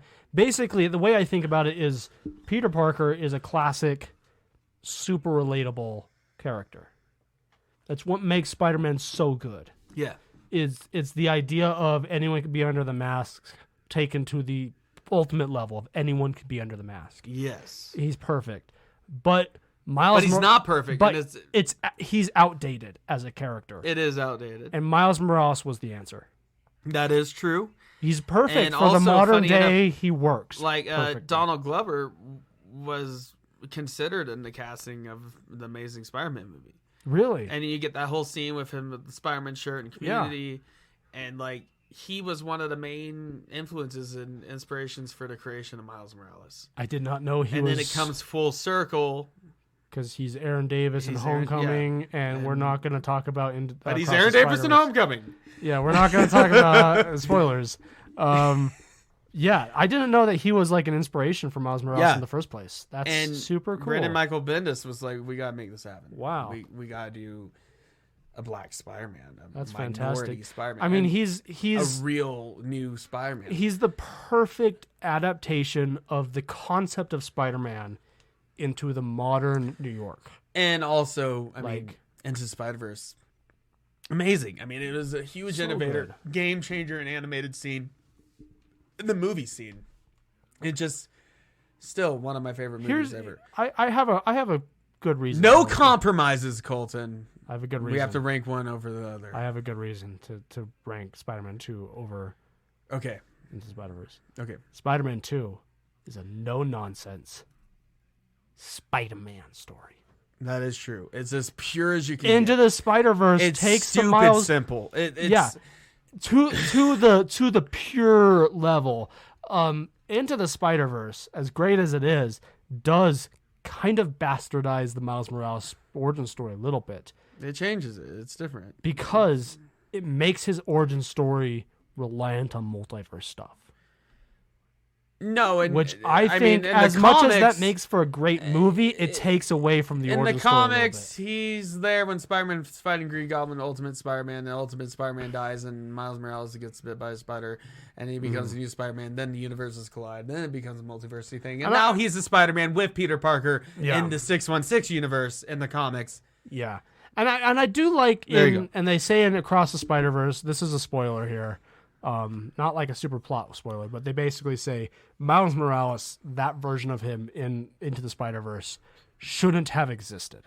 Yeah. There's multiverse stuff happening. That wasn't a coincidence. Well, that spider, even in the first movie, is from a different universe. Yeah. So like that's not a coincidence. It's not. That there's multiverse stuff happening. Wasn't fated That's to happen. that caused him to become Spider-Man. Which But works. Into the Spider-Verse is absolutely beautiful. I love the animation. I love the score, the storytelling, and with the different Spider-Man, it's just a great, phenomenal. But Jackson, the power of the sun in the palm of my hand. And again, we wouldn't have No Way Home without this one. I really just think, Into the Into Spider-Verse. the Spider-Verse is next. Not because it's bad, and it's technically probably a better movie than Spider-Man 2. Yeah. But Spider-Man 2 is such a simple story. For the same He's logic, battling depression. the same logic. He's that a loser. He's a loner. The same logic for why we put Far From Home all the way up the second and last spot, I think needs to apply here. Yes. Spider-Man 2. Spider-Man 2, let me tell you. I would almost say Spider-Man 2 and Into the Spider-Verse are pretty much equal here, but I would have to edge out Spider-Man 2 on top for that reason, because it's a Spider-Man movie. Yeah. It's You get the whole Sam Raimi horror. You get the whole Sam Raimi horror scene with the tentacles and everything. Well, Doc Ock. it's like, but let's cut it down to its core. Yeah, you have amazing action scenes. The train fight scene is still one of the best superhero fight scenes, action sequences. Everything with him and fighting Doc Ock and everything. But you have a story. His life is actively getting worse. Because he's Spider-Man. Yeah. Because he's not there just to be a normal person and be there for his friends and, all that. Yeah. He's always running late. He's running late on jobs, losing his jobs, getting fired. Yeah, he's freelance with J. Jonah Jameson. J. Jonah Jameson's a dick to work for. Yeah, it turns out being Spider-Man sucks. And it's not fun for him at this point. Like in the first Spider-Man movie, yes, he had this huge surge of power. The world was his oyster. He felt so good about Spider-Man. He could save people and do great things. But now he's been doing that. But action is his reward. He does not get... Peter Parker's life actively gets worse as he is Spider-Man. And you get to the point where, MJ is marrying J. Jonah Jameson's son. Harry is like, hey, happy birthday, Peter. Where the fuck is Spider-Man? Yeah. So you have your best... Spider-Man killed my Your dad. best friend wants to kill you and hates you, but doesn't know it's you. But it is you because you are Spider-Man. So you're dealing with all that. Yeah. You're a loner. Your Aunt May's giving you $20 even though she can't afford it, probably because you probably need it too. And you're struggling to get a loan at the bank. I mean, it's just... And this is like 2004. This is a story when of the just economy had not crashed yet. A man he's struggling struggling so much that $20 he's in New York. Yeah, so he's struggling so much that $20 is... But just this man struggling in New York, no real, kind of communal friends. He's in a crappy apartment. He's got the landlord rent. I love that. But he's just falling apart. And then he finally gets to the breaking point where he says Spider-Man no more. Because not only he loses his powers, his webbing, because of his stress and everything. There's existential crisis. Which there is stress-related illnesses that happen all the time, so you could argue about it all day. Yeah. But for the emotional plot, thread of this movie, it makes complete sense. He can't be Spider-Man anymore. It's too much on him. But then, after he goes to just being dorky Peter Parker again, getting hit over the head with books, someone has to be going Spider-Man. to college, and then he gets the fire scene where he struggles to save one kid. And then they talk about how a bunch of other people died in the fire. And he realizes if someone's got to do it. And he was like, "Can I not get what I want?" And he has to make that realization, that sacrifice. That no, he doesn't get what he wants. Yeah, he has to be Spider-Man because he remembers what Uncle Ben told him. Because it's the right thing to do. And then you have Doc Ock trying to make a son. Yeah, I mean, it's just a simple movie. And then Doc Ock is kind of like the opposite of that. He's an accomplished, smart scientist, professor, and doing the things that he always wanted to do. But because he did what he wanted to do, he caused the death of his wife and countless others and became a madman. Yeah. It's just perfect reflection of the man's psyche. And yeah, you get good action scenes. But then he comes to the realization that he has to be Spider-Man, and he's like finally happy with it again. And Mary Jane's like, I want to be with you and everything. He's like, you can't. But then since she makes the choice and breaks off the wedding, that's a terrible thing to do to somebody. Yeah. But since she makes the choice, hey, I want to be with you. You can't tell me what to do. He accepts that. He's like, okay, we'll give it a shot. I did everything I could to keep you. He's like, I warned you. I warned you. But like, then he ends happy again. You know, it's not completely depressing, but it's a very depressing movie. It is. But it's such a core, true Spider-Man story. It's where the despite most, everything that life throws at him, it's not just the rent, most running late, getting fired, doing bad in school because he doesn't have time to study. It is He's just running late. the most Spider-Man has been on film. Yeah. And that's essentially why I have to place it above Into the Spider-Verse, because I think they're essentially equal as far as quality. And also, but we talked about how I gotta say the most Spider-Man one is the Spider-Man. Well, we best talked about Spider-Man. how Toby's always punching his way through problems. Yeah. Well, we finally get to the point in Spider-Man 2 where he talks to Doc Ock. He's like, how do we fix this? Yeah. Which is what makes, Far From Home or No Way Home really, really good, because it pulls Doc Ock out of that pretty much that end moment there. Yeah. And you get that Doc Ock. Yeah, and the whole moment in No Way Home where they get back together and they're like, oh, you're older. Yeah. All that stuff. It's a really good scene. Yeah. Let me guess, you had the power to sun in the palm of your hand or whatever he said. Yeah, it's an arc reactor. Yeah. Stark Tech. Jeez. But, yeah, I mean, it's just a pure, no-nonsense Spider-Man movie. It's just Spider-Man. Yeah. It's just the being core of this. Spider-Man. The core of this character. It's seriously, like, you cannot underestimate how important just having a good, strong character-driven story is in any movie. And putting it into an action superhero movie makes that even better. So we got. Here's the list so far: Amazing Spider-Man 2, Far From Home, Amazing Spider-Man 1, Spider-Man 3, Spider-Man Homecoming, No Way Home, Spider-Man 1, Into the Spider-Verse, and then Spider-Man 2. Yes. Which obviously leaves Across the Spider-Verse. Honestly, yeah. It's the best Spider-Man movie. No, and it's early to say if this is going to always be. It might change in the future. When Beyond the Spider-Verse comes out. Yeah, when that comes out, and with time after subsequent rewatches, but we'll recognize that we can get caught up in hype sometimes. But this is one of the true moments where the hype is just true. From beginning to this movie, from beginning to end, I was enthralled. Let me just put it to you this way. Wasn't a this could have been an single moment. animated movie just about a guy going through a multiverse journey, like everything all at once or whatever, which is also an amazing movie. It didn't have to have anything to do with Spider-Man to be amazing, to be movie. There was not a single moment that I was not glued to the screen.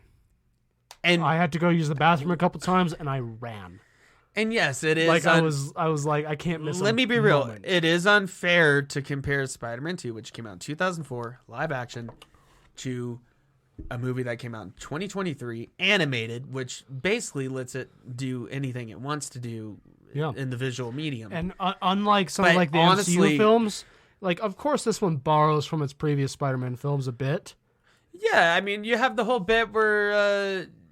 We didn't spoil too much. I don't want to spoil any more, but it's very similar to No Way Home. It's very similar to No Way Home, where Miles wants to just do the right thing and save and let's just say everybody. Without spoilers, it recognizes that the live action stuff is a multiverse. It's all connected, baby. It's just, but I mean, what we said in a review earlier is just. As far as a story building off of Into the Spider-Verse, at the end of the day, This is all about Miles. It's about Miles and learning to be himself, learning no matter what people tell him. Yeah, learning to appreciate. And yet, well, at the end of the day, we forgot to mention he that like the emotional through line with his mother is a lot stronger in this one. I like that they made his mother more of a thing. Yeah. And this is a whole like a story arc, like character arc of it. He realizes at the end of the day, he's in this future 2099 multiverse spider thing. He's in a position where he can solve the problem that every Spider-Man has to have a tragedy. Yeah. And he's like, no. My gut says no. And at the end of the day, and now you may inevitably argue that every Spider-Man has to have a tragedy, and to become Spider-Man, they have to overcome that. But what makes Spider-Man so good is he follows his gut, and his gut is right. And Miguel O'Hara's being very logical. Yeah, and this and also this story of this authoritarian theme, about it. And I love how Spider-Punk just instantly, I love Spider-Punk. Gets off on the fact that he's rebelling against them and he helps him out. It's good stuff. I love that. But this theme also that like it's like down with he's in this crazy place. He's in a multiverse of spider people, like infinite spider people.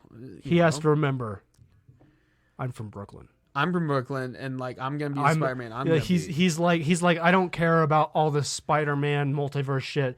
I am Miles Morales from Brooklyn. Yeah, and I need to be Miles Morales from Brooklyn.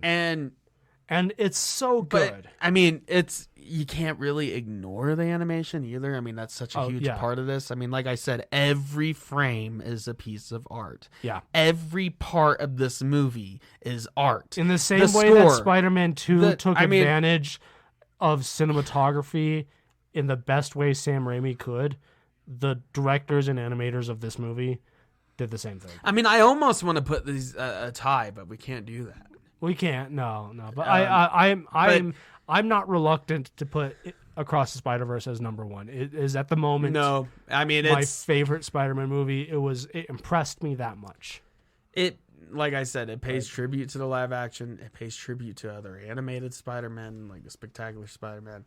It pays tribute to the comics. It pays tribute. I mean, every fan of Spider-Man. Let's say you didn't like the Raimi trilogy for whatever reasons. You're gonna love this. Let's say you didn't like the Andrew Garfield movies for whatever reason. You're still going to love this. Let's say you loved both of those. You're going to love this. Let's say you didn't like the Tom Holland trilogy. You're going to still love this. Yeah. You didn't like it. You're still going to love this. This is for every fan of Spider-Man. I mean, we saw a guy that was like in his 80s with a cane in there. Yeah. Like this encapsulates everything from Spider-Man for the last 60 years of his history as a character. Was enthralled. It's just and Spider-Gwen, I love it. And I mean, it's just and the title drop. It took so long to get to that title drop. It was such a good. Oh my god! It made me excited about Spider-Man in a way that no Spider-Man movie has. I mean, it's just like after leaving the theater, I'm just like, yes. Spider-Man, yes.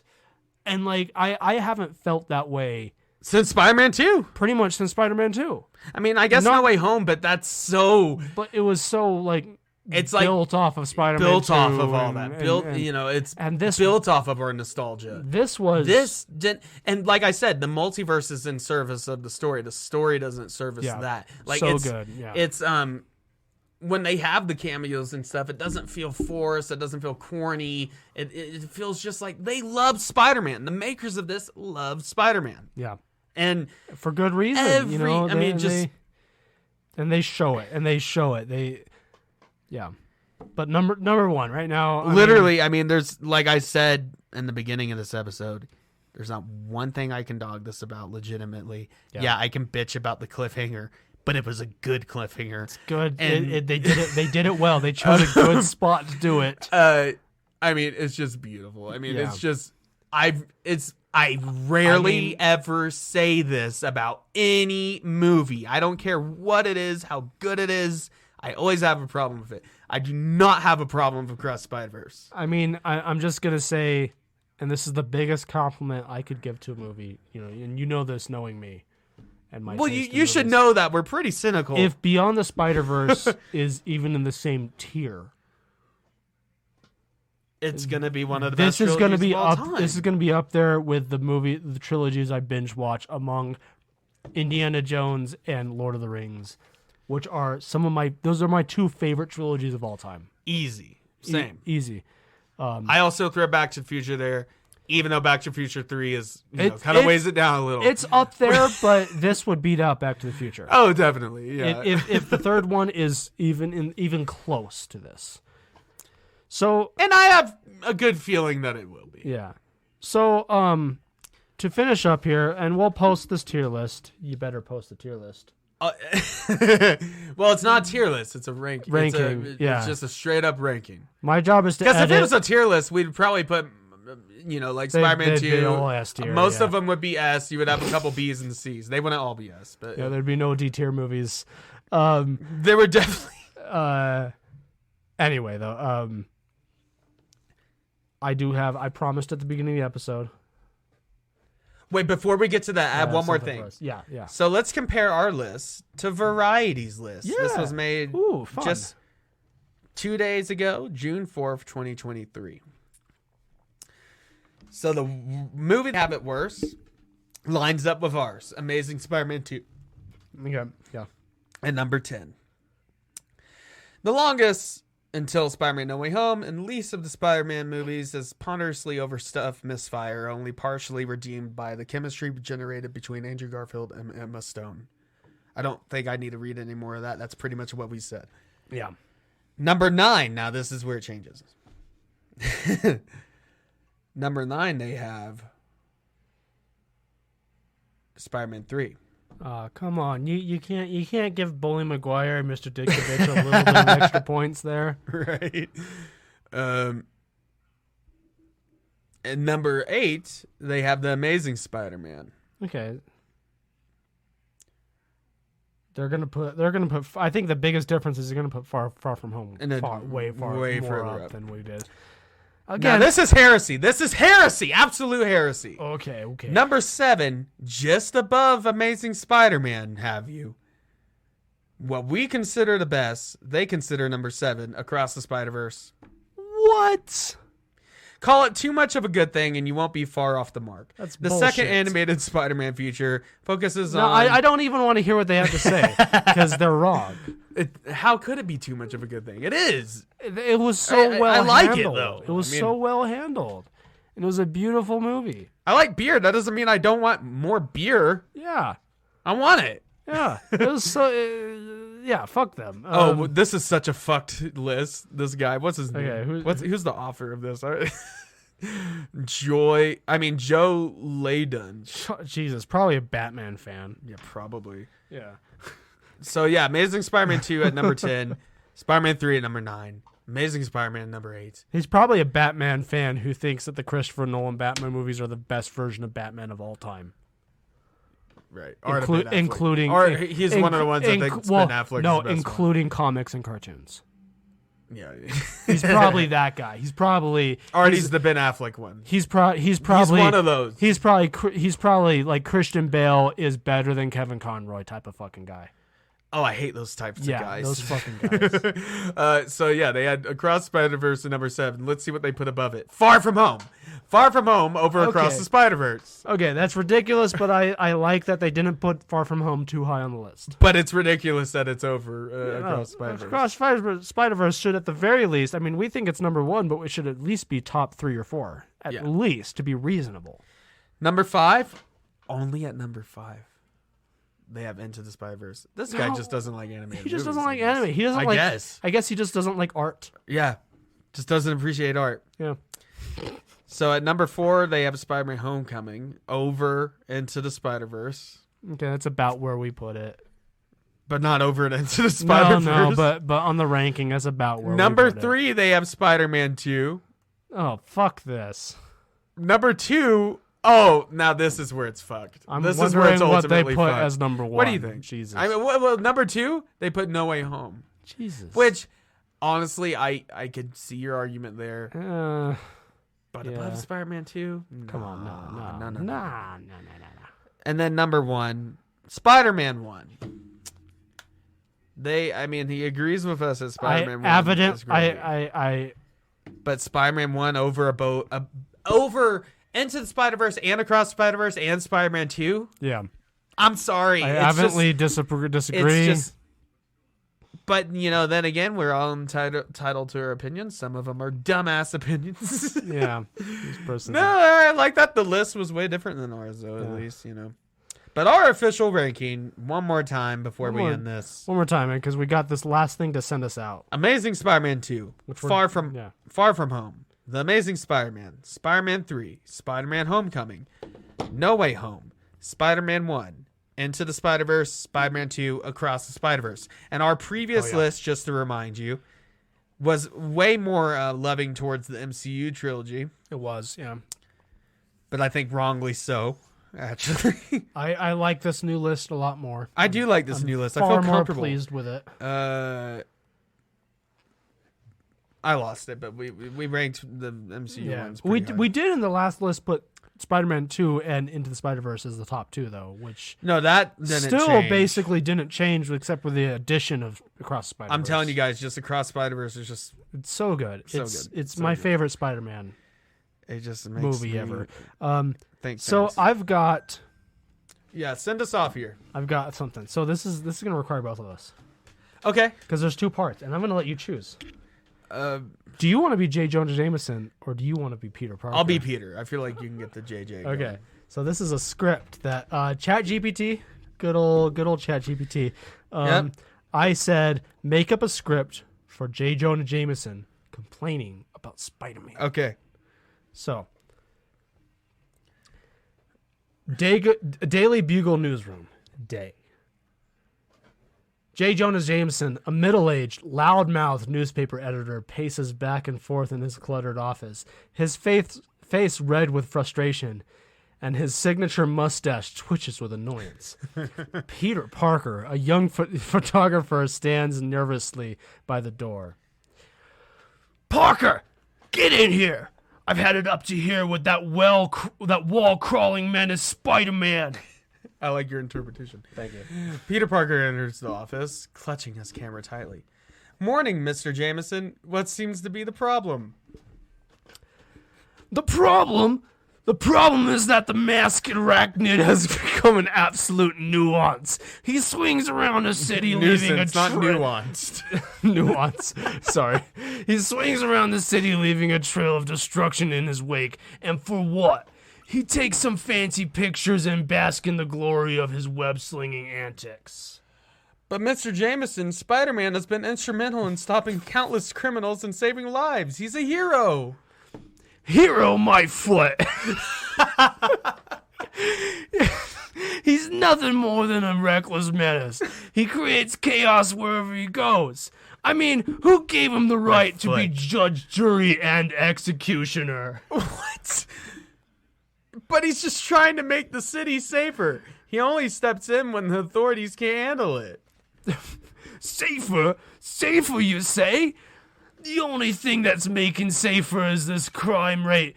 Is the crime rate for those scumbags. They're probably sending him thank you notes for taking care of their competition. And don't get me started on the property damage he causes. It's a wonder the city hasn't gone bankrupt with all the repairs. You almost slipped into an Aussie thing, and that was pretty good. Yeah. Aussie Jameson. I'm not I understand your concerns, Mr. Jameson, but we can't deny that he's made a difference. He saved lives, exposed corruption, and inspired hope. How long does this go on? It's just a little bit long. Okay. Inspired hope? Ha! You know that what Spider-Man inspires? Copycats. Every Tom, Dick, and Harry thinks they can don a mask and swing from the rooftops. I've got people dressed like spiders running around, wreaking havoc in the city. It's a circus, Parker. A circus. But you have to admit, Spider-Man has a genuine desire to help. He's flawed, sure, but he's doing what he can. Flawed? That's an understatement. The guy hides behind a mask, for crying out loud. How can we trust someone who doesn't even show his face? He could be anyone. A criminal, a lunatic, or worse, a politician. Oh, true. Well, Mr. Jameson, I respect your opinion, but I believe Spider-Man deserves credit for his actions. He's a symbol of hope for many people in this city. Hope. Starts everything with just repeating the last thing you said. Hope is overrated, Parker. The only thing that I hope for is one day Spider-Man will hang up his web shooters for good. Then maybe we can have some peace and quiet around here. Peter Parker, feeling defeated, leaves the office as J. Jonah Jameson continues to rant about Spider-Man and his voice echoing through the newsroom. Fade out. The pictures of Spider-Man. All right. So yeah, that is our updated ranking, our review of Across the Spider-Verse, and yeah, of course, things will change in the future. Yes. And are we being a little too on the hype train for Across the Spider-Verse? Maybe, yeah. Maybe. But I genuinely. If we change our minds in the future, we'll recognize that we were on the hype train. But I've not seen a movie that had me on the edge of my seat like that in a long time. And that just had me interested the whole time. And just surprised me every time. It was beautiful. Just... If it doesn't win some... I don't want to tell you. I don't care what you guys think. Yeah. Across Spider-Verse is... I love the movie. Amazing. The moment it's out on Blu-ray and DVD, I'm gonna be buying that shit. Snag that. Yeah. I kind of want to go watch some Spider-Man right now. Anyways, or play some. Or both. Check out our link tree in the description below. Download on your preferred platform. Give us a rating or review on your preferred platform. We got some more Spotify ones. I would like to see more of that come through. Yeah. And yeah, check out Morning Oddities, our morning show. We try to keep it clean. We just drink coffee. We don't get drunk. You get a more natural, real version of us. Yeah. And it's a good time. We just talk about what's on our mind. Yeah. It's like this, but even less orchestrated somehow. You know that segment at the beginning where we just like say our recent news and tangents? It's that for half an hour, basically. But we're not drunk. Yeah, but we're not drunk. We're often tired or begrudgingly, doing this most recent episode we actually recorded first thing in the morning. Yep, because we had to. And we were tired. Yep. And I think you can tell a little bit. But it's a good time, so check it out. Especially if you want something cleaner to listen to around family and friends, kids, whatever. Something to listen on your commute. Yeah, and check it out. And I'm going to say this right now because we say that every once in a while, but no one ever takes us up on it. If you want us to cover a certain topic for an episode, let us know. Send us a message on Facebook or Instagram.